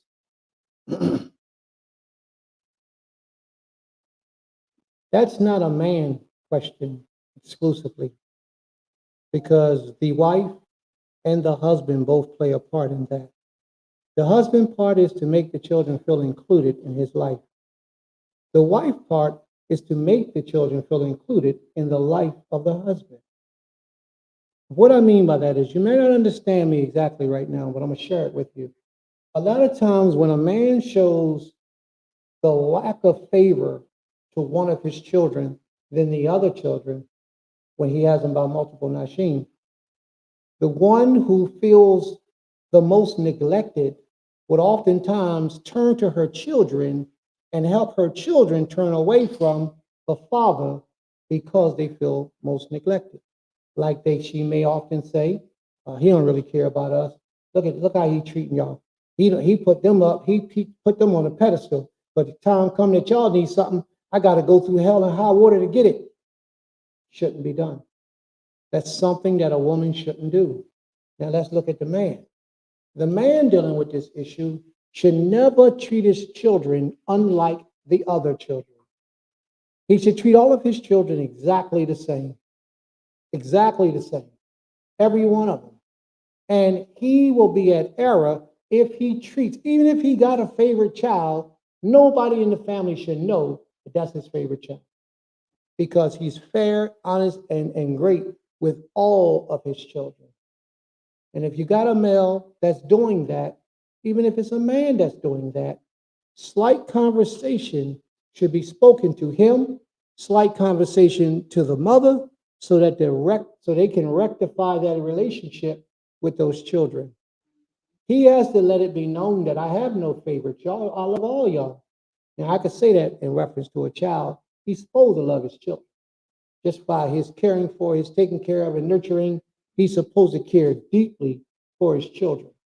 Every man should. And if he doesn't, then it's okay. That's between him and the Creator. But my teachings would be, you can love your children freely. Just keep it under control. So yes, have a conversation with all the parents. Matter of fact, have a family meeting and discuss it amongst everyone, the issues that we have within our family, within our household, or within our houses. Bring everybody together in one neutral place and have a sit down. It might be hard because there's so much animosity between the two, but let it be known how serious this is, that we need to do this before our parents pass away, especially if there's things that they can leave behind, like a house, money, car, jewelry, property, land. If it's things that could be left behind, we definitely better have this meeting before they pass away. The mother is responsible and the father is responsible, equally responsible. I remember when I was younger, about 10 years ago when I was 29. Y'all see my eyes roll to the head, right? Okay, there you go. About 10 years ago when I was 29. When my wife would have a child, as the child grew, I noticed how she would always say shalom to Abba, look at Abba, Abba coming home, Abba here, go get Abba a hug. And that's what established that relationship with me and my children. Of course, give me a hug. What you can't give me a hug? Come on. I did it too. But the mother, the initiation from the mother, it brings up a desire inside the children, because whether y'all know it or not, the children's first desire is to please the mother. That's their first desire, to please the mother. The daddy, he's second or third or fourth or fifth, but he ain't first. Mama first. And if mama lets that child know that I desire for you to love your father, to hug your father, to kiss up on your father, to serve your father, then it will be. But she has to start that in their youth, and they have to grow doing it. And the father has to want it. He has to incorporate it as well. Hey, he walk in the house. Hey, little Bam Bam, come here, Bam Bam. Come. Give me a hug. You know what I mean? He has to do it too. So both parties have the same agenda when raising children. You ain't got to teach a child to love their mama. Most children automatically run to their mama. Mama could be absent from their lives for months. The moment mama come around, it's like if she was never gone. And I know this from personal experiences, sis, and other people that I counsel and talk to. I know this. So mothers, you have a head start in life when it comes to your relationship with your child. You have a head start. Fathers, we got to earn it. We got to be great parents. We got to be providers. We have to be caregivers. We have to be nurturers. We have to take them to parks and walks and play games and laugh with them and watch TV and hold them in our arms. Let them lay on our chest in their youth when they're little babies. Let them lay on your chest and fall asleep. Wake up, they still there on your chest. These are the things that we have to initiate as fathers to get our children to love us and to be bonded with us. But as a mother, it must got something to do with that breast milk. Mothers ain't got to go through all that. Probably because the mothers do most of it while they little. But fathers, let me tell y'all, we got an uphill battle to climb. But a lot of males, a lot of fathers just don't want to do it. They're deadbeats. They're no good. They're trash. A lot of males just want to make babies and see the mother when they see them. Give them a check, thinks the money is going to cure the problem, but money doesn't cure the problem in all instances. Yes.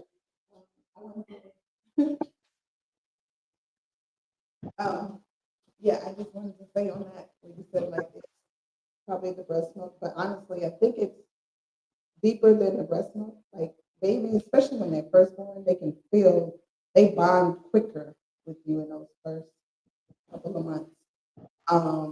And I'm not even just Born Crown can attest to this. To this day, like her youngest son is like, that's my little nephew slash, Slash bonus. what? Slash bonus. Yeah, okay. So, but she like me and her, we were just sisters in the community. But I would babysit her son. And I remember one day she came home and was like, did you breastfeed him? Because he is so attached to you. And I was like, no, it's just that we bonded because he felt the energy and the bond. And the same with our baby here. Like, I don't feed him like that, but they feel who, you know what I mean? So it's not about just that biological mom either, but even the father, because I come from a blended family. But I was going to say too, it is very important that the women, because like you said, the mothers and even the women working together with those children, even if the father is not there, but if the mothers can have those conversations and build those relationships for the children, that's more impactful in so many ways. Because the children, whether people believe siblings have a bond that's beyond a parent. Supposed to. Was supposed to. Mm-hmm. Yeah. I've seen it, not just in my family, but siblings have a bond that goes beyond the parents of who they came from. I've seen polygynous relationships or families where those siblings are tight as I don't know what. And it's not, and sometimes the parents aren't even together anymore. But because the mothers held that bond together, the children were able to both have that bond as well. That's true. My children, I got 17. 17 children, 14 girls, 3 boys. And their bond is impeccable. But I did that intentionally. As I raised my children, I raised them with the purpose of bonding with your brothers and sisters. Even my sons have that type of relationship with their sisters. It's just that way. It's just the way I designed it. Thank you, creative poet. Yes? You might have to come up. I don't know if they can hear you. Yeah. I think you might have to come up. Yes. I was gonna say also in reference to like what you were saying too, or both of y'all were saying about like raising the kids together. So my dad, my biological father, he has like 11, 12, 13 children. And now I have some very young siblings, but me, my brothers, like our moms, like they used to make sure that we still came together, took us together to skating rinks, parks and stuff like that. And then as we got older, we took it upon ourselves, me and my brother. I found out I had a big sister at 17. We went and found her, and we took it upon ourselves to go and find our younger siblings. You know what I mean? And take them out and deal with them. But I just say that to say it's very unique because if it wasn't for our mothers, then me and my brothers and just like I said. Yeah, we wouldn't be. The women is we like this now. Yeah. The women is powerful. Y'all got a great duty, ladies. That's right. The heart of the community. You want to address that, please? Oh yeah, but she got some comments on the side or something. Look, she can't wait to hear what Row 5 Crown got to say. Abba, hold up. Abba, she got a mic open. Abba, be quiet. Let's see what she. Abba. All right, Row 5 Crown, you have the floor. Shabbat shalom. Shabbat shalom. So I wanted to say, Saadia mentioned about the issue between the children going at each other, or the mothers. I think that stems from the husband not being wise about his purpose for polygyny, and him not expressing to his initial wife the purpose of the reason why he wants polygyny. You have to be wise. Like, you can't just say I want poly because I can have it, just because I can have it. And it goes back to my saying that it's for every child to have a father and every wife to have a husband. And if he made it clear the reason why he wants polygyny, and the purpose of, not even the reason, the purpose of him having polygyny is to father children and to secure a uncovered woman, and his wife understands that, there wouldn't be no problem. 9 times out of 10, there wouldn't be a problem. But if he just goes out there and just pick a woman and bring her home, his initial wife is going to feel like she's lacking something. He's going to feel that she's not loved. She's going to feel like she's being replaced, because you ain't sit her down and teach her and educate her and make her feel secure in this poly relationship. That's all I have to say. Dropping my mic. You're absolutely right. You're absolutely right. A lot of males don't do that, but men do. Men have a talk with their Nashim and say, hey, listen, this is what I want to do. I'm going to bring this lady on board, and this is the reason why. But a wise man would ask her, what you think about that? To get her point of view and what she has to say in reference to this other woman. If she knows anything about her, or if she doesn't know anything about her, he would always ask her for her opinion. Doesn't mean he has to follow her opinion. He does not have to do what she say, be it good or bad, but he should request her opinion. And that's where a lot of them go wrong. But let's just keep it straight, sis, because you was real lenient right then. There's a whole lot of, the whole situation be out of order. It don't just be the part of him taking a wife. It be the part of how he managing the house, how he's running the house, who's actually in charge of the house. It'd be a whole lot of things, scenarios around that before the part when he says, I want another wife. Absolutely. Absolutely. Because if he's not 100% man, he's only given 30%. Why should I have to share my 30% man? That's right. Why are you expecting me to share my 30%? That means I'm only going to get 15%. So, yeah, I agree. Yeah, you got to be careful, though, because there's a lot of women today, 60, 70, and 80 years old, that's by themselves, wishing they had a 30% man. Just give me a part of a man, a man on Tuesday night only, a man on Thursday night only, and I'll be cool with that. But the problem is, when they were younger, polygyny was out of the question for them. Oh, no, I ain't, no. And then they got older, and they had to rely on the love of their children, for the children that they made, because the man that they were married to wanted more than one wife, and they didn't want that. And that's a sad thing, but that happens. And a lot of people don't understand the science of romance. We go deep, y'all. A lot of people don't understand the science of intimacy. A lot of people don't understand the power of a simple touch from your mate or a significant other. Just to walk by and tap on the backside and keep it moving. Be like, hey, what's up, children? Keep it moving. A little stroke on the side of her face. Keep it moving.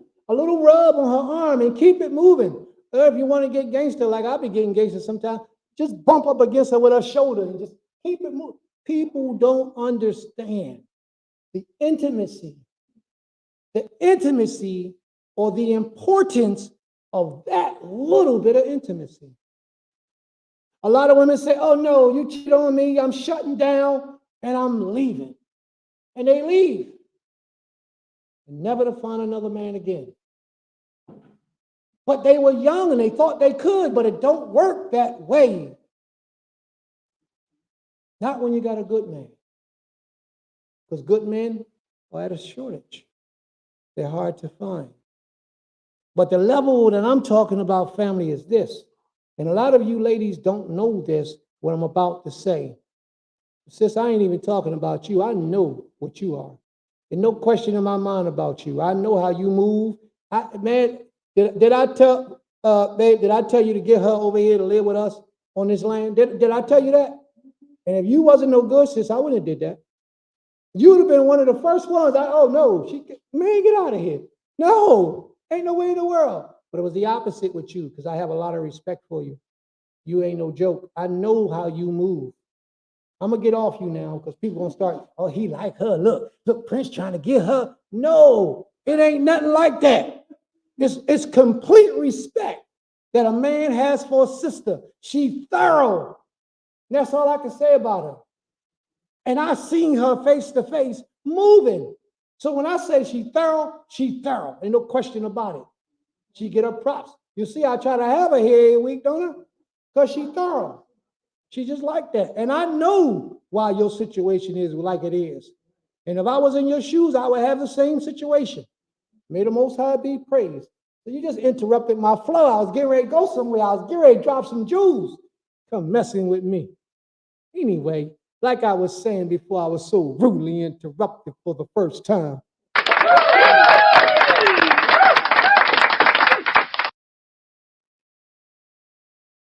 A lot of women don't understand that we were made to be polygynous as a man. Men of color was made to be polygynous. And a lot of men, a lot of males will pretend to only be with one woman, secretly desiring to be with other women. A lot of times you wonder why your relationship is not going great.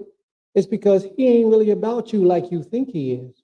He just wants you to think he is so he can go and do what he want to do around the corner and don't have to be held accountable for what he's doing. That's what it really is. A lot of times, not all the times, but a lot of times. But where I was trying to go was with these women. A lot of women that don't want to be in a polygynous relationship miss out on a great man and end up dying alone. Especially when you're up in age. People don't understand, and this is the science I'm going to drop, and then we're going to move on. People don't understand the importance of having a husband. They don't. And if you ain't got a husband, you should have somebody in your life as a protector, overseer, a covering in some manner, but preferably have a husband, especially when you get up in age. Why? I'm going to tell y'all something that a lot of y'all going to disagree with. Y'all going to say, Prince is crazy. He don't know what he talk. I ain't never coming back to his class again. You're going to do that. But what I want you to do is, I want you to put your opinion to the side and go research what I'm about to say to you. Because I speak, I teach, the Creator revealed things to me. I tell it to the world, and the world, the direct world that I have, don't want to accept it until the white man say it. So here it is. Women are made to belong to a man. Women are made to be married to men. Their DNA, their makeup, their whole genetics is about having a man in your life. If she's young, she ain't got no man, she'll be miserable, she'll look bad, she'll look old, she'll be toe up. Most of them. They look old when they ain't got, girl 30 years old and she ain't got a husband yet. She ain't even taking candidates, she look old. And I'm not trying to be smart. I have no particular person in mind, but I know people who do this. She's 32 and ain't got a husband yet. Ain't even got a candidate. And a lot of that is because they done had sex with 3 or 4 or 5 different men in their life. And then they decide, I want to do the righteous thing, step off from men, but don't know how to get a man. Let me get back to my lesson. That's another conversation for another day. Let me get back to the lesson, because people ain't going to want to hear what I got to say. But I need to say this part right here, because this is a science that most people don't understand. Women was made for man. Not so much as man made for woman. You know why I say that? Because in the beginning of creation, the Creator made man, and there was no woman. And the Creator said, let me make a helpmate suitable for the man. And he created all the animals. Women came later. He created all the animals. And then after he created the animals, he said, well, you know what? I don't see anything that the man can be with. So let me lay him down, put him to sleep, and let me cut him open. He performed the first open surgery. First surgery was performed. Cut him open and took a portion of that man out. Watch the science, y'all, because I'm going to drop a jewel. You can make a song out of this in a moment. He took the woman out from the man. And from that day, the woman been desiring, earning, and yearning to get back into the man, to become one with that man. Her DNA, her genetics, her everything was based off of the molecular structure of that man. When she came out of that man, there are things within that man that her body still craves. That's why the Creator brought the two of them together as one. He said, take your wife, take your woman, y'all be as one. Now, what is it that she's craving? Her body is craving something from that man. You know what it is, family? A portion of him. It's that semen. Somebody just fell on the floor. Somebody just fell on the floor. Oh, did you hear what he just... Let me tell you, family, and I mean this with everything that I know. The woman's body needs semen like it needs medicine. Semen contains nutrients. Semen contains human tissue. Semen contains everything that the body needs to replenish itself. And that's why women get older quicker. Their bodies shut down quicker because they ain't getting what they're supposed to have. They ain't getting the nutrients. That's why a lot of them die. They get sick and they pass away when they stop feeling and getting that nutrient from that man. This is a fact. But because Prince saying it, you ain't going to accept it. So go let the white man tell you. Look it up and see if I'm telling you something that's true. And that was given to me by the Creator. I just started seeing the white man bringing it out. Maybe you'll accept it when he teaches. But women need that DNA from the man, the nutrients from the man's semen, the hormones within the man to just keep her body functioning properly, just to keep it on its proper rhythm. You don't even understand. And I'm telling you a fact. And a lot of people don't want to accept that, but it's a fact. Go ask the scientists out there in the world today who study genetics and see what they tell you. See what they tell you. They need us. There's a part of us that's missing out of them. They need it. Why do you think? Let me tell you what the scientists did say that a lot of you might know. Every time a man has intercourse with a woman and ejaculates in her, a part of his DNA goes to find its way up to her brain and attaches itself to her brain. Now, scientists told you that, but they didn't tell you the reason why. Prince just told you why. Prince just told you why. Now go out and tell all your friends. Call me a liar if you want to, but don't call me a liar without doing your research. There's a reason why that takes place. Because y'all need what the Creator has designed man to give. And it feeds your body nutrients that you don't understand. Yes. And I was going to say too, maybe backing off what you're saying, this is also why when a man is laying with a woman and he's leaving his DNA within her, it travels up to her brain. This is why she knows and can feel whenever he's dealing with another one. You get what I'm saying? Yeah. Because his thoughts now become her thoughts. Right. You get what I'm saying? If that makes sense. You know, that's something that the Creator gave me, but it makes sense to me. It's just your thoughts as a man becomes that woman's thoughts. Every time you leave your DNA, your messages, everything that travels up to her mind, now she becomes one with you. That's right. What you feel, what you desire, she feels and desires. She feels that desire as well. That's right. May the Most High be praised. So you got it today exclusively from the Prince.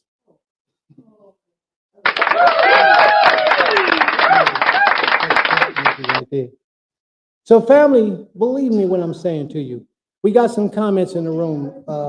Ima, all the way up, we got some comments. You want to address some of those comments so we can touch on some of those things?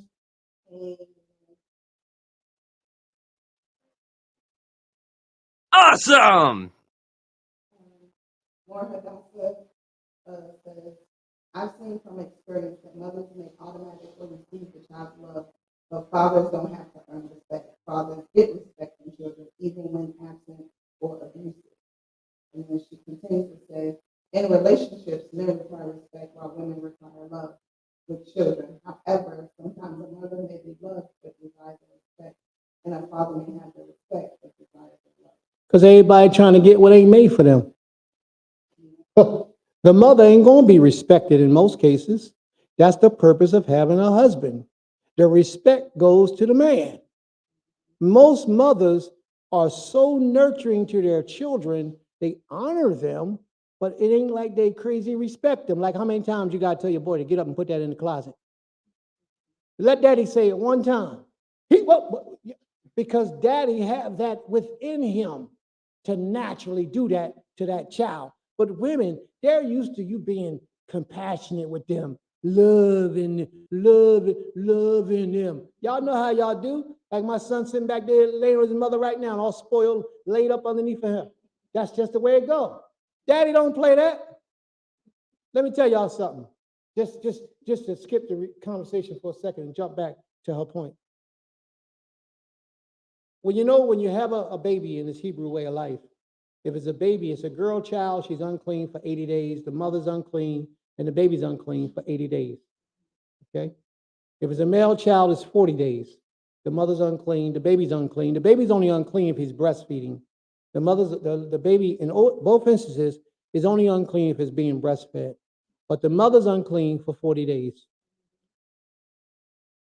So my child just became clean last night, she night.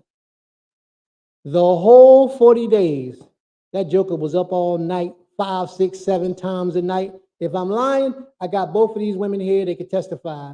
3, 4, 5, 6, 7, 8, 9 times a night, he up. He go to sleep for an hour, wake up. He drink 20 ounces of milk, go back to sleep, wake up an hour later. I mean, 2 ounces of milk. So did I say anything wrong so far?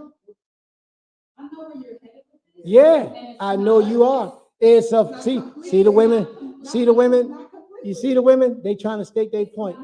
What part did I not complete? Mm-hmm. No, I ain't talking about that. What I'm talking about is how he slept throughout the night. He would go to sleep, wake up, go to sleep, wake up, at least 4 times throughout the night. It got so bad, the mother said, I ain't getting no sleep. Sister wife, take him for a little while. So she would take him through the day so the mom could get some sleep. Because she wasn't getting no rest. So last night, I heard it, I witnessed it. I was asleep on the couch, I saw it. Yeah, so look, this is it, family. Oh, I want to applaud these two Nashim here, because they did a hell of a job. They did a hell of a job taking care of little baby while he was there for that time, while he was unclean. But daddy's home now. Y'all can calm down a little bit. So look, this is the part I wanted to say. Y'all listening? This is the part I wanted to say. So he was clean last night. His 40th day was up last night. Last night was the 41st day. And I stayed in the same room with him. I slept there with him. He was in his crib in the next, but right there with us. The 40th day, that joker woke up 1 time throughout the night. Oh, no. I only seen him wake up 1 time. You see this? All right. Awesome! Let's go. We're going to move on. We're going to move on. Order in the court. Order in the court. See what happened. What happened was he knew his daddy was home. And he knew daddy don't play that. You see? Even at a young age, they know daddy don't play that. So that's what happened. I ain't gonna get into it with y'all. I know what I saw. Yeah. So let's get back to the subject at hand. Oh, no, she didn't. Bullcrap, wait. Bullcrap to my control. You're not she. Don't do that.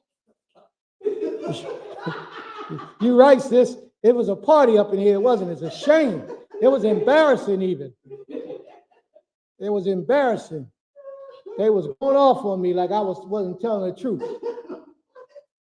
He woke up one time, maybe twice. I would say maybe twice. He woke up one time when you woke up. I would say 1.5. No, because as soon as I hear him scream, I'm at the bottom of the bed like, well, what's up? What's up? No. So 1.5 times he woke up. And then when I got out the bed 3 o'clock in the morning and looked at him, he was sound asleep. He ain't slept like that since the last time I was there. Oh my God. I cannot believe he's created you. That's right. That's a great story. Go ahead with the comments. So, this is the part.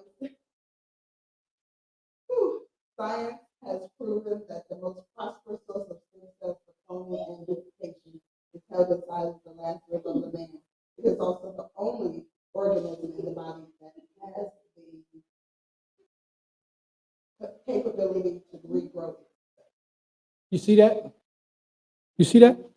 So I got somebody that understands a little bit about what I'm talking about on a serious level. Somebody that understands, somebody that didn't say, oh, he crazy, and close out, but yet confirm what it is that I'm stating. Inside of a man's semen is all type of vitamins, nutrients, and minerals that are good for the humans. Their bodies, women, their bodies need it. Their bodies need it. All right, read on, please. You want to read that? Moana Gossip says, why are men quick to ignore a woman who is truly seeking to live righteously, who desires to submit to a covering because she has children, but chase harlots, worldly, rebellious females, and try to reform them? Yet another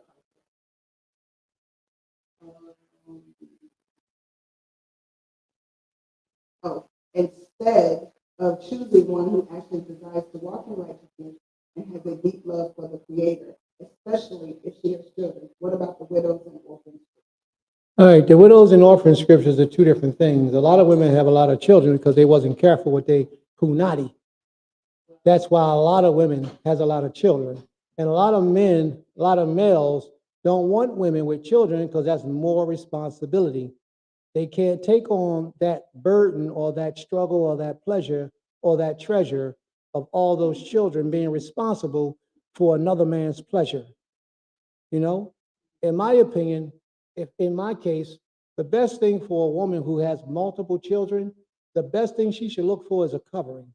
Somebody that's going to come into her honestly and earnestly without any strings attached with the purpose of providing for her and her children. Leave that portion, not necessarily has to be this way, but a good point would be leave sex out of the equation. Leave husband and wife out of the equation. Right now, you're in survival mode. Not saying that that's your case, sis. I'm saying right now for the woman who has multiple children and no baby daddy and no husband in her life to take care of them, she should be, in my opinion, she should be looking for someone to come into her life as a covering, to be that strong man in the household, to provide all those things that are needed and necessary for the upkeep of those children. That's just my opinion on that particular matter. It's not so necessarily that nobody wants to be with them. Sometimes you will find somebody that will be with them, but the average man, and I'm being straight, clear, the average man that's worth having, a high value man, a man of value, a man of any position, he don't want to take his assets and apply it on something that somebody else than already had. He doesn't want that. He want a younger woman. He want a woman with no children, if he can have it, but he will settle for 1 or 2 if he had to. But when you start talking about 6 and 7 and 8 and 9 children, it's very hard to find a man of value that will take on that responsibility after you'd already been with somebody else and did all that you've done with somebody else. in my opinion, honestly, in all honesty and sincerely speaking, not that I haven't been all day, but in my opinion, the best thing for a woman with multiple children to do is find herself a community, a righteous community, righteous leadership, and go and blend in with that community. And if the Most High has it for her to find a husband, she'll find a husband. If he doesn't have for her to find a husband, that righteous community leadership will be her replacement for the husband that she doesn't physically have in her life. That would be my opinion for any woman of substantial size family who does not have a husband. You see? I mean, I'm looking at it from the reality of this situation. And I'm not saying anything because I don't want to speak out of term or say anything to get anybody hurt or upset, but we got to deal with the realities of this life that we're living in. We do. We all have made mistakes. We all have done some things that we wish we had not have done, but we got to live with those things. We have to. You can talk to a lot of people, they might be a little bit more lenient and compassionate and tell you things that ain't gonna hurt your feelings or make you cry for a lot of women that's in this situation. But I'd rather hurt your feelings now and then give you great expectations later by giving you a different way of view of life and seeing things differently through the Creator's lens, as opposed to trying to tell you something to hurt your feelings and make you think you're right and you're not right. You know? So it's a scary situation. It really is. It is, because we've all done things that we wish we had not have done. Yes.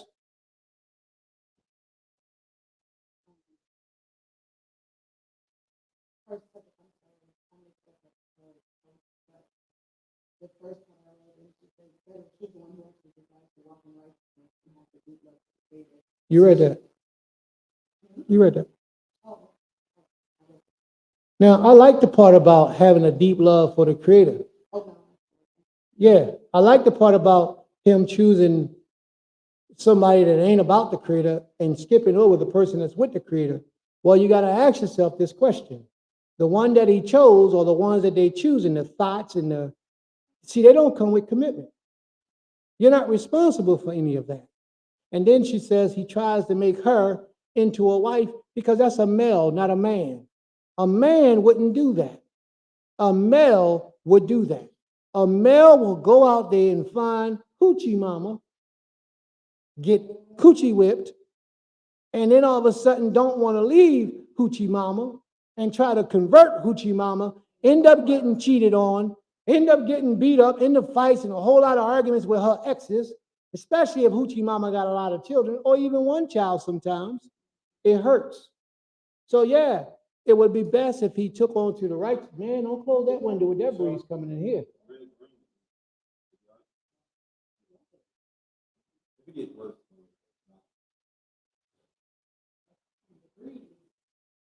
It would be best if he's going to go out and get a woman with children to take a woman that is a woman of virtue, a woman that has learned her mistakes and changed her behavior and is walking after the Almighty. That would be what's best. But males don't want that. Males want what's hot. And for some reason, a lot of males are attracted to drama. And I don't understand it. A lot of males are attracted to drama. You wanted to say something? Come up, please. I just wanted to fall back on what you was just saying, too, in those type of relationships with those men. And I'm speaking from experience in my past relationship, that men do that, too. They go out, they may have a strong woman at home, and then they go out, they believe in polygyny, the woman accepts it, but they go out and they find the trashiest of a woman to bring into that house. And instead of them, like earlier Maish was saying, having the wisdom to even confer with the wife or the wives that are there, they decide, well, I'm a man, I can go do whatever I want to do, and I can bring it in however I want. And then they lose the respectable woman, in that situation. Because at some point, and I'm just going to be transparent, a respectable woman is not going to sit and allow in so many words, her husband to go out there and sleep with trash and bring disease and disrespect and dishonesty and disloyalty into the house, where it's showing the daughters and the sons of this behavior. And so on that point, like for me, like I feel like if a woman stays in that and allows that, then you're allowing your children to see this. And that's another form of disorder. That's another form of how children just, in these polygynous marriages and families become angry, resentful, hurt, because the man is supposed to be, you're teaching, especially if you're a Hebrew man, are supposed to be quote unquote righteous. This is what you say, especially when you're around your brotherhood and in the congregations. That's what you represent. But when you're home and you represent something completely different to your children, that causes them to sometimes even want to walk away from this way of life. So I think it's so important, even as a woman, if you are going through this type of thing, you cannot just walk away from your husband. But somehow, I know for me, I spoke and I said, look, this isn't going to work. We need to divorce, because you are showing the children a bad example. And you are not even trying to adhere to the point that you may bring a disease in here, which could kill me and leave my children motherless. So we as women have to think too. We can't just be like, oh, okay, well, he said it's polygyny, and because I accept polygyny, I'm going to accept it anyway. That is not how it's supposed to be. Like, my husband could tell you, I tell him all the time, and the women we need to bring into our union, moving forward, especially like after we already have what we have, this group is women who are about building this empire, about building this community, about building this nation. It has to be a purpose, a reason, and it has to be positive and righteous. And of course, the creator is going to be in the hand of this. So I'm just saying, sisters, I know that's a big question, but we have to look at ourselves and say, what are we allowing to be done to ourselves? And as much as I did not want a divorce, because I don't like that stigma on myself, but I knew if I stayed in that type of relationship, I was going to either die or kill somebody. So the best choice for me was to ask to be removed from the equation, so that that person can go on and do whatever he wanted in his life with whoever he wants, and so that my children would have a better stance. And I do believe, honestly, I prayed to the Creator about it, and then He blessed me with the husband I have now. And it wasn't something that I was even looking for as in a title person, but it was something that the Creator saw that I needed. So sometimes He's going to remove you, and it may be very uncomfortable, but He'll put you in a space that's what you need most importantly.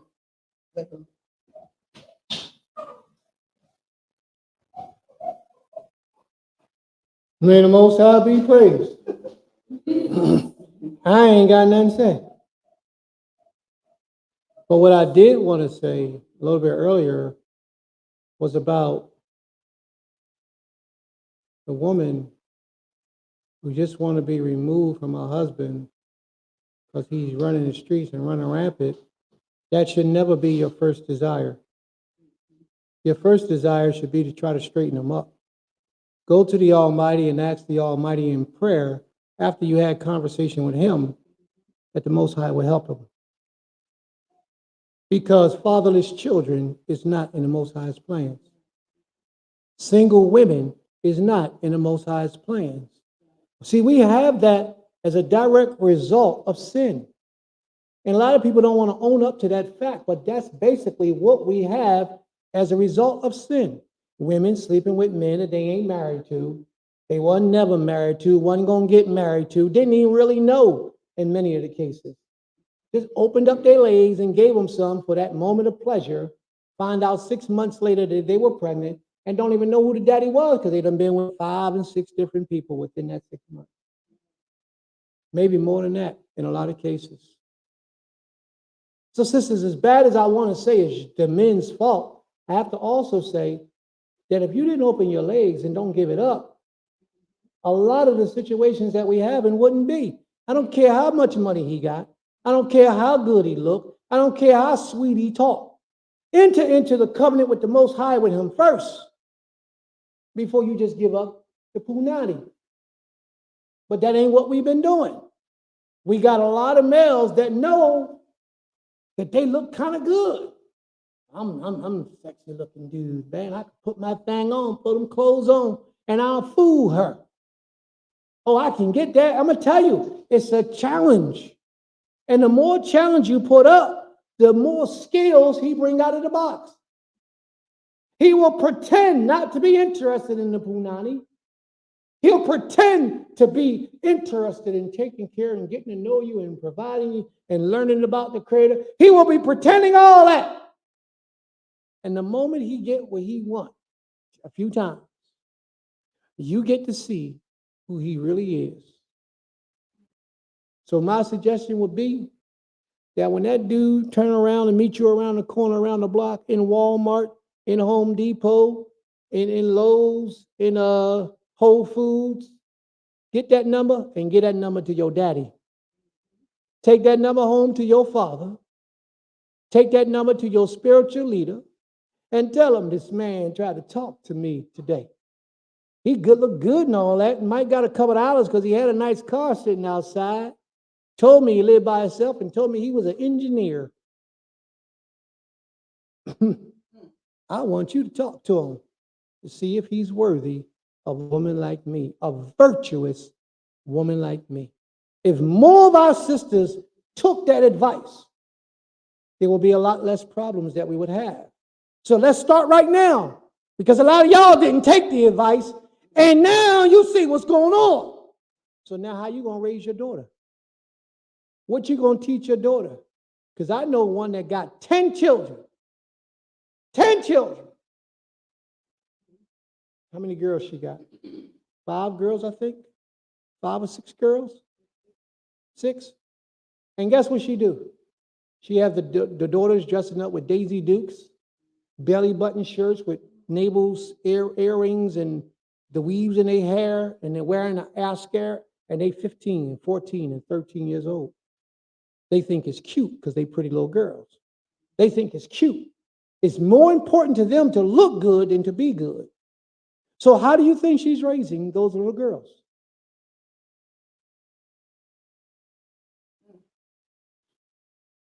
But then we got young ladies that's 28 and 29 years old that's virgins today and can't find a good man because they're scarce.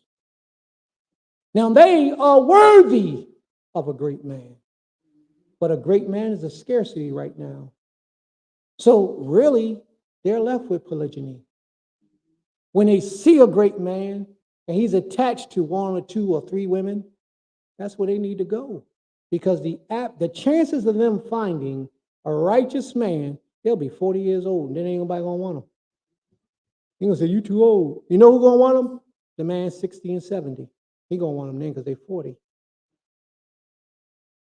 And I'm just being honest. I am one, and I gotta state this for the record, just so y'all know. I am one who don't believe that it's best for people of the same age to be married, or even in the same age group to be married. I'm one who doesn't believe in that. Because when you got 2 young people and they're in a relationship, usually it's all hell. Because none of them are learned. None of them are experienced. None of them know what they're doing. And they're thinning and trying to find their way along the way. And it's usually all hell. The only way that that works, in my opinion, is if they got good leadership in their lives. Wise leadership, like great parents on both sides, to direct them properly, that they can confide in, then that'll work. But from my experiences, a younger woman with an older man, I'm not saying no robbing the cradle type stuff, but I'm saying a younger woman with an older man usually seems to work out better, at least 10 years older. At least 10 years older, with a career, with something going for himself. Not just that he looked good, but he lived in his mom's basement. No.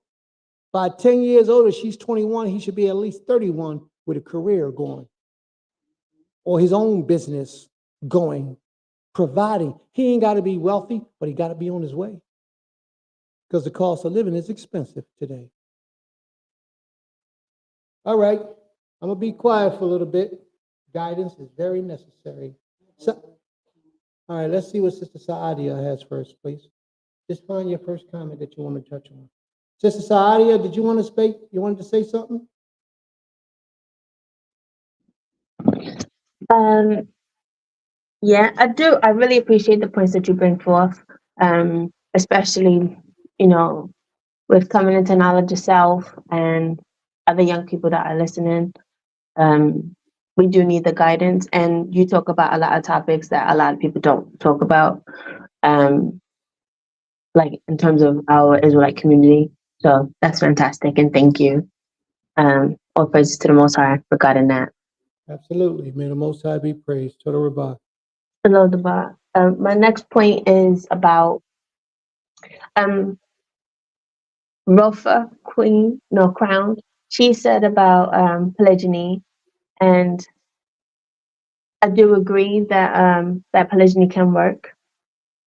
I wasn't talking about the first wife or children having an issue with the second part of the children, the second family. I'm talking about the second family and wife who have an issue with the first family. Because the issue for me is that we're all supposed to be family, if we're all under one, if we belong to one man, one father, one husband, we're all family.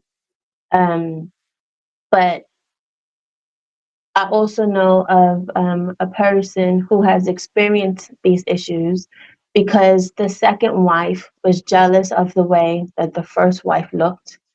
So she had issues with the first wife, children, and was abusive to that child. Did the husband know about this? Yes, And he kept her as a wife? yes. Then he's a weak man. He's a weak man. There's no way in the world you could be married to a wife that mistreats your children. There's no way in the world, whatever her reason might be. And you shouldn't put that as an excuse and allow it to be. Then you're weak. And a weak man don't need any wife. Because if a weak man gets married, the woman is going to be the man in the relationship. Just that simple. I agree. Ima, did you want to quote some of the comments, please? Sister Terry Thompson says, "Shalom. When this happens during intercourse, is it the same when there are multiple partners or wives? And knowing that the wives can take on spirits and traits of DNA that may or may not be, oh,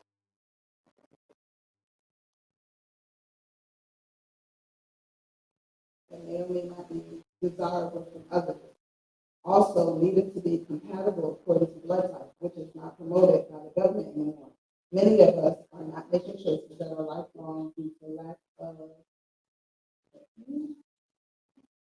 of women about. Oh, no. Let me try to find her. That is what she ended. Lack of knowledge.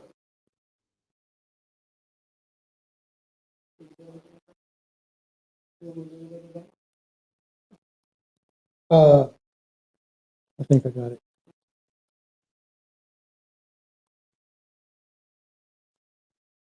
It's very difficult to find a compatible blood type, excuse me, unless you involve the Europeans in running a blood test to see. Or you could just simply ask questions, but a lot of people don't know their blood type. They don't know what's compatible for them. Okay, that's the first part of that question. You want to reread the other portion that she mentioned when she first started her question? We talked about familiar spirits. When this happens during intercourse, is it the same when there are multiple partners or wives?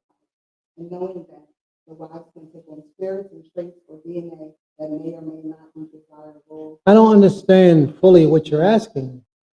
I thought maybe I would catch it the second time around or the third time around because I read it earlier. But I really don't understand your question, sis. Is this happening with? I understand the part about people having intercourse and spirits taking hold of them. But if you're married, that spirit that takes hold of you should be your husband's spirit. So if both of you are married to the same man, that should be the same spirit being interchanged between the two. So it really shouldn't be part of a difference unless somebody's sleeping outside of the marriage.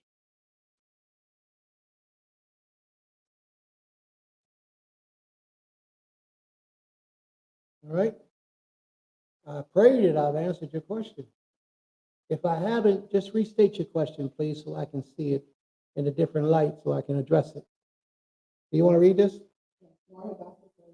There's definitely an element of conspiracy with why the government doesn't promote the importance of blood ties in marriage like they used to. I would agree with that. May the Most High be praised. Sister Joel says, women about true sisterhood. It's a lot of sisters that just want a man and don't care about the other wife. It's so strife, discord, jealousy, and pain. And that's true. They pretend to want sisterhood, but the truth always comes out. They pretend to get brownie points from the husband. Secret competition. Yeah, that's true. A lot of females don't want sisterhood. They'll pretend to go along with whatever the man wants as long as they get what they want. That's to be number one. I don't know why sisters struggle to be number one when both of them are in a man's life. That's the European concept. There's no need to be struggling to be number one. Just struggle to please your husband and you'll be fine. Read on. We need to heal ourselves so that we can have a true sisterhood. Oh, yeah. We do. But we have a true sisterhood. Just that a lot of people are not a part of it. Can I just say, like what you said about the You want to come to the mic? Here she come again, y'all.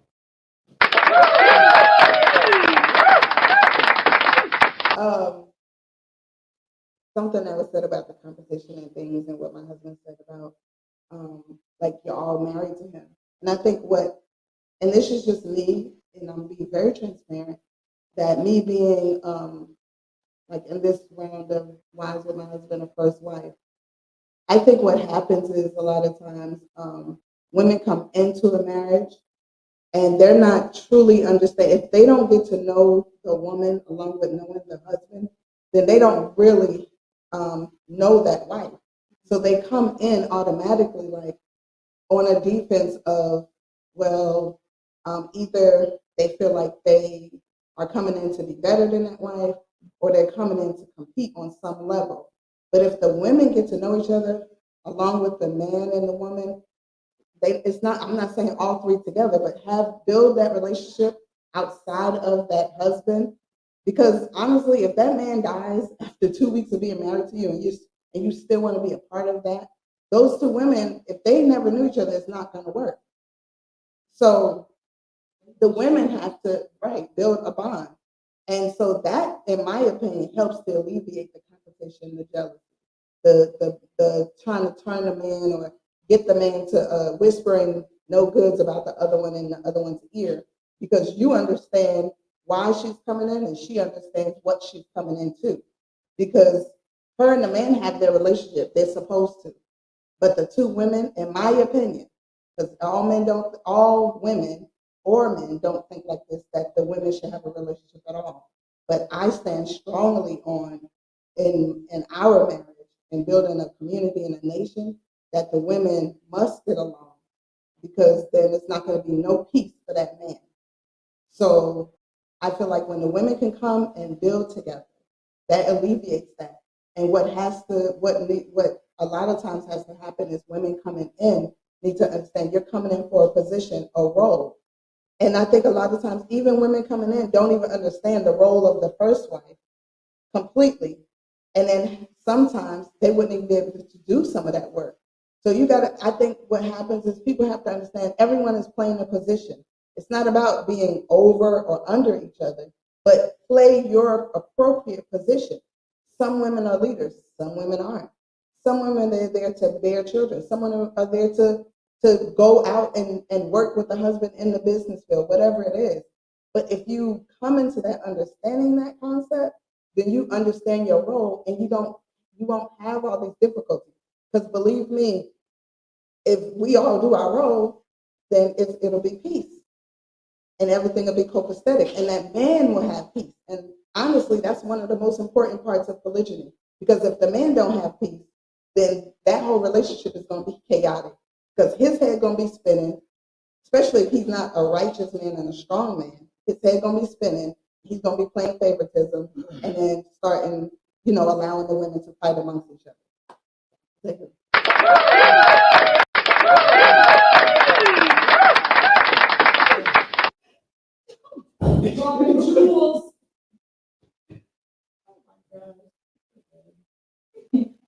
Well, you would think this was the Medallion show. No, you would not. You would think this was an all-women competition where all women just sit down and talk and express themselves. This is our portion. Can you handle that screen, please? Yeah. All right. Let me say some things first, please. So much was said just now that I just lost sight and track of what I wanted to say because so much was just said. But the one thing I want to say is this. A wise man would always give the opportunity to his present wife before he brings in a future wife. For the present wife to look over, talk about her, talk to her, familiarize herself, and see if that relationship will work.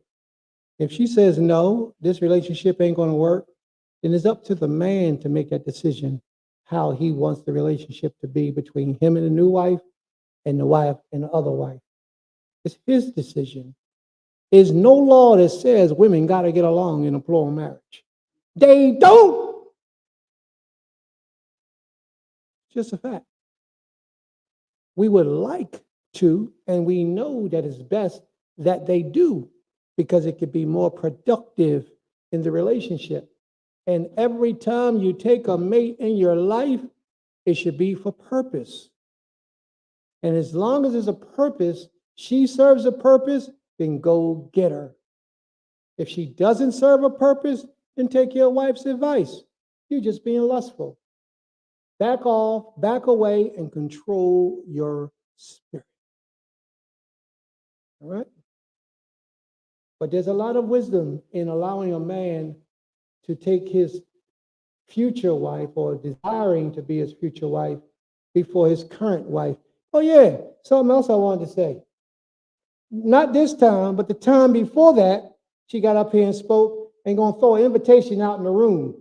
I tell my husband, for any woman in the future, yeah, he did. Any woman in the future that's gonna become a part of this wife, this marriage, this is the way she gotta come in. Man, ain't nobody saying none of that.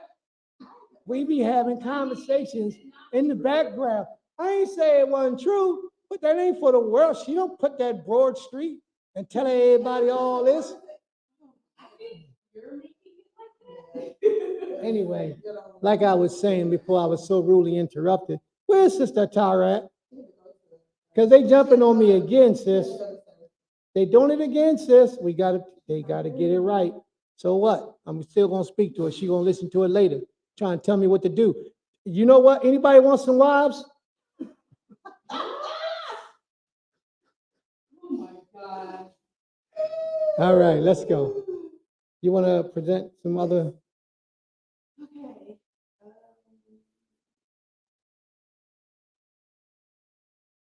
Lauren McDonald says that's right. It takes a man to better man. Women need fathers, brothers, leaders, etc. of integrity who can help them by assessing the men and exposing them for who they are. Absolutely. Zaquina Sakari says, are the women in the marriages always a part of the decision to have another woman in the family? I believe the answer. Are the women in the marriage always apart? No. But a wise man should take advantage of that opportunity and let that other wife help out in the process before he just brings somebody else in the marriage. Now, why you put that up there? Who gave the green light? Okay. Why you put that up there? We need to talk about life decisions. You know why you put that up there? So That wasn't even I necessary. did reply to her and I said, Zakaria, I purchased the machine, but truly didn't know he was going to do this with it. My fault. She purchased the machine because she was being an obedient wife because I asked her to get it for me. She was being obedient and she did what her husband asked her to do. We just didn't know it came with all this. I'm so happy.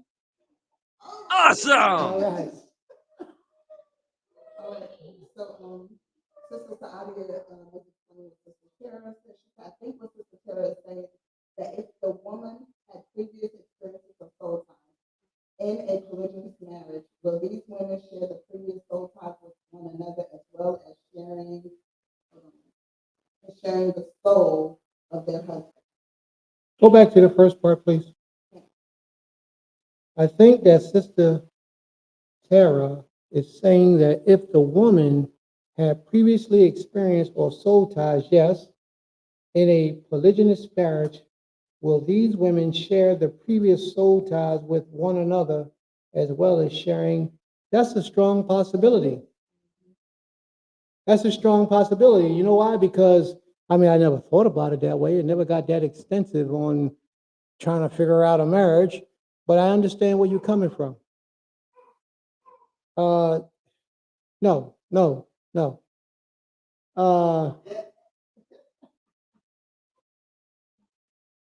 It takes a long time. It takes a lot of discipline. It could take a long time, but it definitely takes a lot of discipline and a lot of self-control to get those negative spirits, negative energies out of you. So before a man takes a wife, one of the things that he should do is go on a fast with her. Leave sex off the table. Remove sex from the equation, maybe a year, maybe for a whole year. Take that time to bond with her, to get to know her, to be with, and I'm talking outside of the courtship. I'm just talking about between the two of them. Take that time to get to know your wife, you know? Build with her slowly. Speak unto her about intimate things, emotional things. See where her mind is. See where her spirit is. Help her and teach her, if you know how to, teach her how to rid her mind of those spirits that don't need to be there. Now, everything she got in the past ain't bad, because everybody want a little action, and they want good action. So everything she may have gotten in the past, if that's what the case is, preferably she don't have no action, preferably. But if she does, everything she got wasn't bad.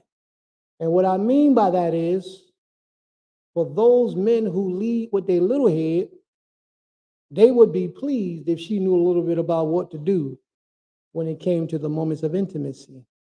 But a righteous man ain't worried about that. A righteous man don't care if you are a bump on a log sitting there corny, and he will give you instructions as long as you follow good instructions. He will teach you how to please him. So it's best that if you have not known man, that you don't know man until the day that you're married. If it is that you have known man, and you have known man, and you have known man, and you have known men, before you lay down with your husband, you should go on a serious fast, pray and meditate for at least a year, and get all them evil spirits up out of you. Study diligently, harsh, real hard. Be hard on yourself. Deny yourself of masturbation and anything that even look like sex. Deny yourself of it. No pornos. You could be sitting there watching Power, and they start having a scene where they start getting intimate. Turn your head or turn the channel and turn the volume down, because you don't need anything to rouse up them negative spirits up inside you again. Because the moment you do, those spirits now take on new life, and you got to start all over from scratch. And you won't do that because they might be on their way out the door. So let them go. Yes, let them go. After all that fasting and all that meditating and praying, now you're going to put on a porno by yourself in the house and think you ain't committing no crimes, you ain't violating nothing because you're all by yourself. What you're doing is you're bringing those spirits back, those ancient spirits that need to leave. You don't touch yourself. You don't even give yourself the amount of time to think on anything provocative while you're chasing out the spirits from all those males that you have been with in your life. And you will see that once that's done, if you have completed that successfully, you have now remade yourself. You're like a new vessel. Besides the physical marks that they got up in your brain and all around your spinal cord from ejaculating inside of you, that stuff takes a long time to get rid of. But you can kill that too through all your fasting. Because what happens when you fast, when you deprive your body of food, your body begins to turn against everything foreign inside of it. So that too can get eaten up because it's foreign. What I'm talking about here, family, is some science that a lot of people don't pay attention to. But I do, because these things are important. I have to show you how to elevate from one transformer of a life to another transformer of life, to another person, a better person, a more righteous individual. And that's what this is about. Is there anything else you want to read, Ima? Yes. More about if a man has been with many women in his past, making reckless choices not of the Creator, how do you feel those spiritual ties from those exes pass on affect his current life? They don't. They don't. See, the difference between a man and a woman is a man gives and a woman receives. There's a difference. Now, she could alter his personality and a spirit may enter him in that way, then all he needs to do is change his behavior and he'll be cool. But with a woman, she got to do so much because she got to get that negative energy out of her. You know? And the man is different. If he allows it, he start treating her how he was treated, then that's a different situation. All right? But it's not the same effect. Because women receive. That's why they have an opening, because they're receiving. Men give. That's why they have a follicle, because they're giving. And as they're giving, women receiving, once they receive, it goes all through their system and it becomes one with them. All right? I pray that y'all understand. Will this or can this still apply if that woman has experienced racial molestation? All right. Sister Saadia, can you take the mic, please, and explain that to me? And I'm sorry. I apologize if I took too long to ask you your question. No, don't worry. It's okay. My cousin is really enjoying this as well. She's learning a lot. She's been messaging me as well. May the Most High be praised. Amen. My question about will it be the same process when you said about a woman who's experienced sexual intercourse with other people, and you said, when she's married, her and her husband should abstain from sex for a year. At least a year, till she gets that out of her. And she'll know because of her thoughts. Right. So my question is, would the same apply to a woman who has experienced rape or molestation? That's Well, that's the I question. have to ask this question because there's a different rule for different things and different people. Was this a repeated rape over and over and over throughout a period of time? Was this a repeated molestation over and over for a period of time? And I'm talking about molestation in the form of physical molestation. For some instances, I'm asking for certain women. So some women have experienced that betrayal repeatedly from the same person, and some people it could have just been a one-off. And I say that because it's a different thing. Okay. And I do know that these things are real, especially at a young age when you can't fight off your attacker or your defender. Right. So when you feel like this is the thing to do, because a lot of males do this, and a lot of females do it too, to other males and females. But let's just deal with the opportunity that's been placed before us. You have to go through the same process, and as bad as I don't want to say this, I have to say it, that you have to forgive the person who has done this to you. I don't want to say that because I believe an eye for an eye and a tooth for a tooth. He did that, cut his head off. That's how I feel. Okay? But dealing with the individual that's left behind, you have to learn to forgive that individual and move on. As long as it's not happening again. If it's still happening, then you need to talk to somebody and get some help. Expose him and get some help, or expose her and get some help. But if it's still happening, it needs to be dealt with today. Call the authorities, call whoever you got to call to get that individual dealt with. If it's no longer happening, but it happened years ago, then yes, you have to do that process, that fasting, that prayer, and meditate, because there's a lot of things going on within you that you might not be understanding. And if you got somebody you can counsel with, a spiritual counselor, about it in this way of life, then you should sit down and you should have conversations with that individual, just so that you can fully prepare yourself for what's about to take place in your life by way of husband or by way of wife. Now, before you just go and get some counseling from somebody, make sure it's somebody that you can trust. Somebody that you've tested and put through the test to make sure they're worthy of you exposing your deepest secrets to. Because that type of information is not something that you want to just tell anybody about. Because that information in the hands of the wrong person can destroy you physically, mentally, emotionally, financially, in many ways, community-wise, and everything. You could be on your way to getting another husband after you went through the process and you got all them demons up out of you, and you're ready for this husband. The husband sees you and now he's ready to take you, and pop, somebody comes and he's, you know what, man? She did this or he did that, and it's not good. So before you're married, when you get into those situations, make sure you have gotten a man that is really about to create his business, a good man that's about righteousness the best you can. And have a conversation with him and expose what is taking place to you. Let him know what he's getting himself into. But yet you done did your fasting, you got the spirit out of you, you're not that way anymore.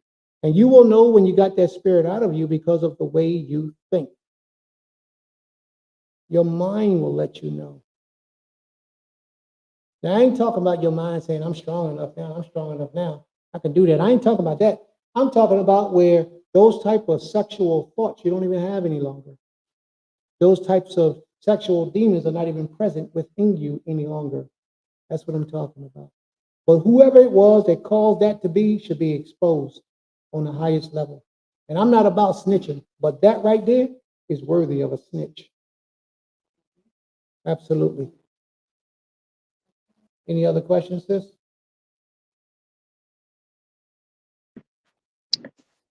Thank you for your answer. And also in Genesis 2:24, it says, "Hence a man leaves his father and mother and clings to his wife, so that they become one flesh."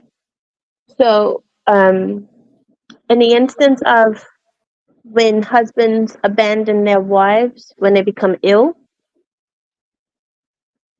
because they say it's too much for them to deal with. What's the question?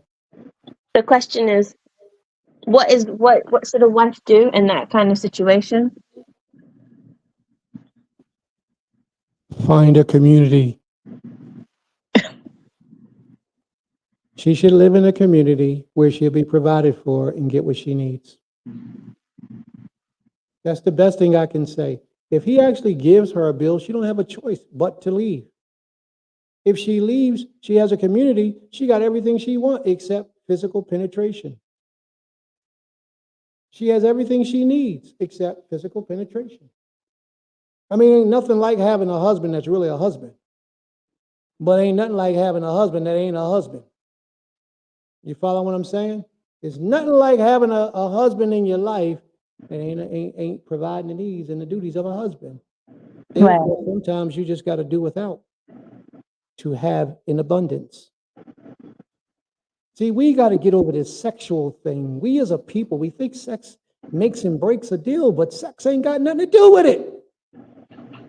We got to learn to control these sexual urges and these sexual demons that tear us up. We think we can't exist without having sex or the opportunity to release ourselves. And that's why so many of us masturbate in the dark. If you ain't think nothing was wrong with it, why when somebody walk in on you, you're startled and you're scared?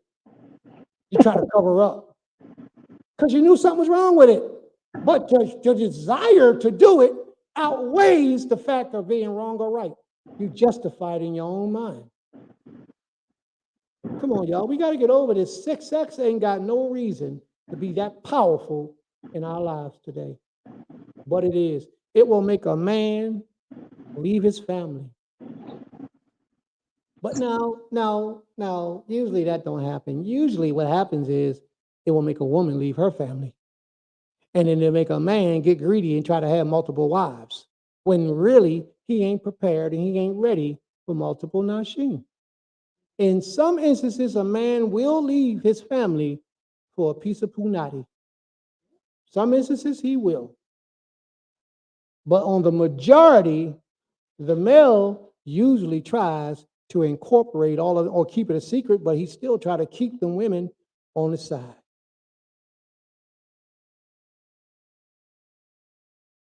Sex is a demon. It's a contagious demon, and it runs rampant throughout the earth today. If a man has not learned to master his sexual organ, he's less of a man. He will never be successful until he learns to master it. And what I mean by that, if he got to go to work, he almost late, got 5 minutes to go, and he got this new woman in his life that he ain't laid with yet, and she ain't offered him none in 2 months, right? And all of a sudden, here's that opportunity. She offers to him, but he got to drive to her house, which takes 10 minutes. He got to lay with her. That's going to take another 2 seconds. And then he got to get to work, which is a half hour away. You know, he would take a chance and do that and be late for work. And that's because his follicle is really the master in his life. His priorities is out of order. Now, I exaggerated a whole lot on that conversation that I just had on that example, but the reality of it is that too many men give in to their follicle as opposed to the principle and purpose in their lives. You got to keep your job. You've already been late 3 times last week because you can't get out the bed on time. Now you're allowing a piece of punani to take you off your path. Let's say this man is worshiping the Creator. It's 5 minutes to the Shabbat. Shabbat coming in. He got to hurry and get it in. Before Shabbat come, he go get it in, and then he's unclean for Shabbat. He would stay home from Shabbat, but he had to get that off his chest. And a lot of that, I ain't talking about a man who sacrificed 365 days a year and then one time he do something silly. I'm talking about a man that constantly gives in to his sexual organ. That's the type of man that I'm talking about. They are weak men, and they need to be spiritually strengthened so that they can be strong. They have to realize that this is not about sex. It's not about sex. We got to get this sex out of the equation. You marry for purpose. You have to have purpose when you take a wife. If you don't have purpose, you don't need to take a wife. Next question, sis.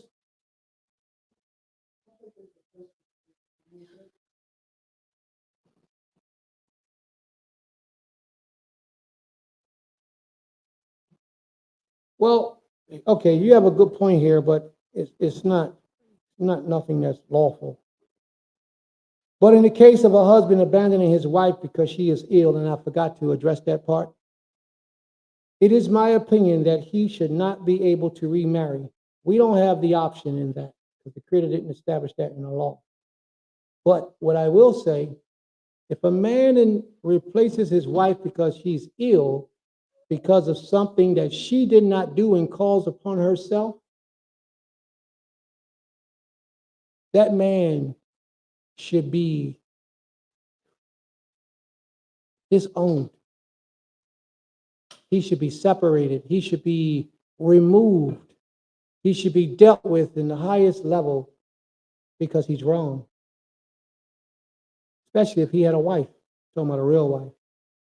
If he had a wife and he wronged her by leaving because she caught a disease, a cancer, or something that she had no part, she didn't play any role in it, and he left her for that reason, he's wrong. And may the Most High educate him and teach him how to better himself. You want some water? May the Creator teach him how to better himself and become a real man. Because a marriage is supposed to be for life. For better or worse, sickness or health, that's something we got from the white man, and I accept that. Marriages are not supposed to end. They're not for the purpose as long as you're healthy. Unless you're unhealthy for a reason like you stepped out on him and got AIDS or something, then yeah, leave her quick, fast and hurry. You know? Unless she just ate all the pork she wanted to eat and then she got cancer, you can leave her if you want. Because she didn't do what she was supposed to do. But if this woman was a virtuous woman, a righteous woman, a woman who feared the Creator and did everything in her power to walk right, just so happened that she happened to gotten sick, and he left her because she got sick, then the issue is on him. The blame is on him. That's the problem. All right, next question, sis.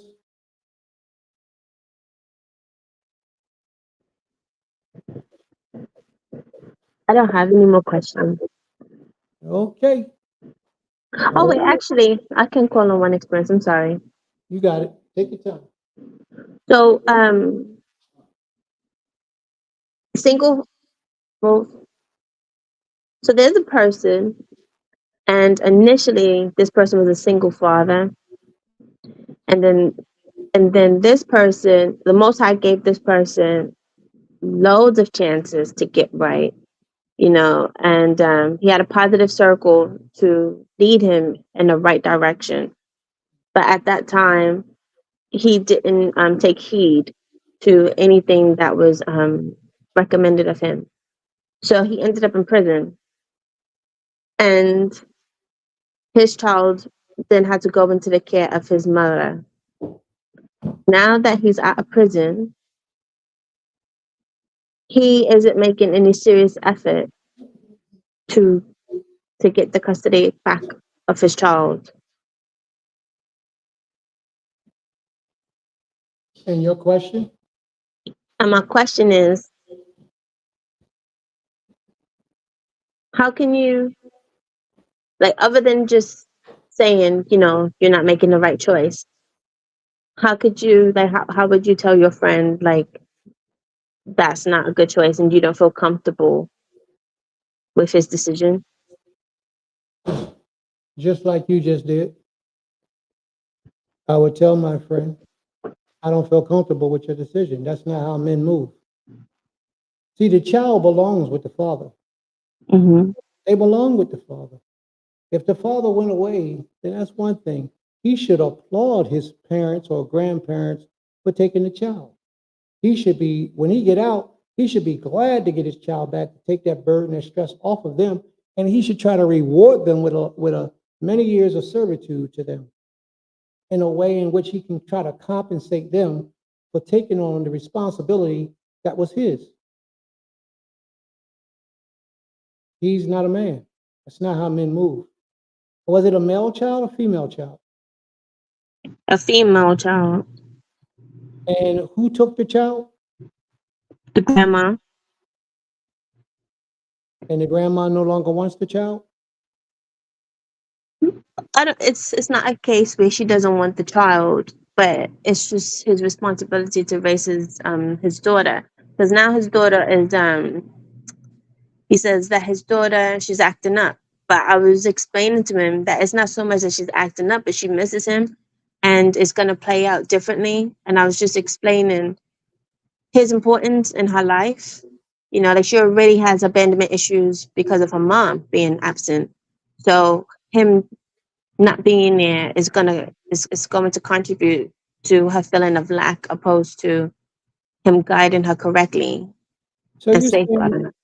you're saying he's not even in the child's life? He doesn't come get the child, don't see the child, he just stays away. He visits here and there, but it's not consistent. Yeah, that's a problem. That's a problem. Now, even if the child is to stay with the grandmother, the father should be actively engaged in her life. Actively. And that's just a must. That's like mandatory. And if he's not, then he's not much of a man. That's not a good thing. That is his responsibility. Being as though it's a female child, I understand a little bit more because a female belongs with a female. Only a woman can raise a woman like a woman. But it's his child. You understand what I'm saying? It's not the grandparent's responsibility. It's his responsibility because it's his child. And then, like you said, she already has abandonment issues from her mother. So that only double downs on her, what she's going to experience through life and how she's going to suffer. So yeah, that's a dangerous thing. He should go get his child.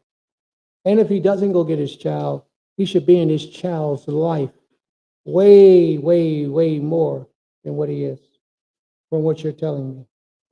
And I can only speak because you're sharing the information with me. So I only know about the situation from what you've given me to know. May the Most High be praised. Sad situation, but we got so many instances like that. And Elia. Your next question, sis?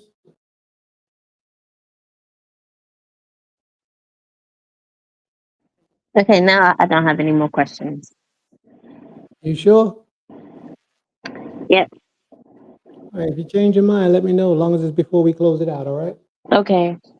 All right. Are there any other questions in the audience?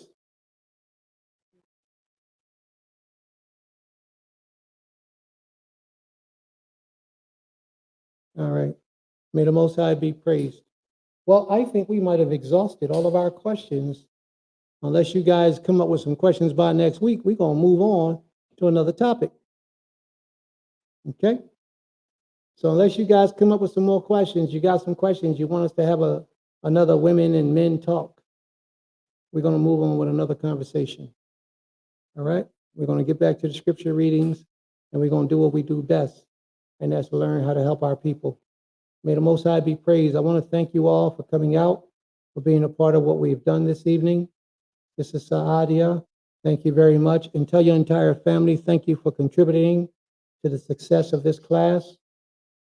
Sister Rofa, Bone Crown, thank you very much for being a part of the family today. Thank you for exchanging your information and helping us. And everyone in the audience who had a question or comment, Sister Tara, Morah Hadassah, Sister Zakaria, all of you, everybody. You know, I'll be forever trying to rename Sister Opal, everybody, all of y'all. Sister Sakari, yes. Sister Yoel, yes. All of y'all. Y'all just did a phenomenal job.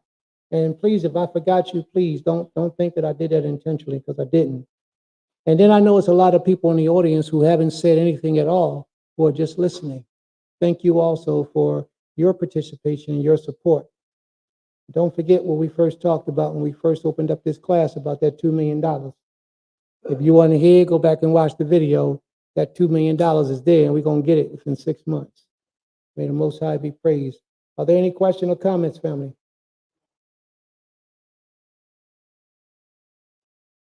All right. May the Most High be praised. Thank you all for coming out. Shabbat Shalom Aleichem.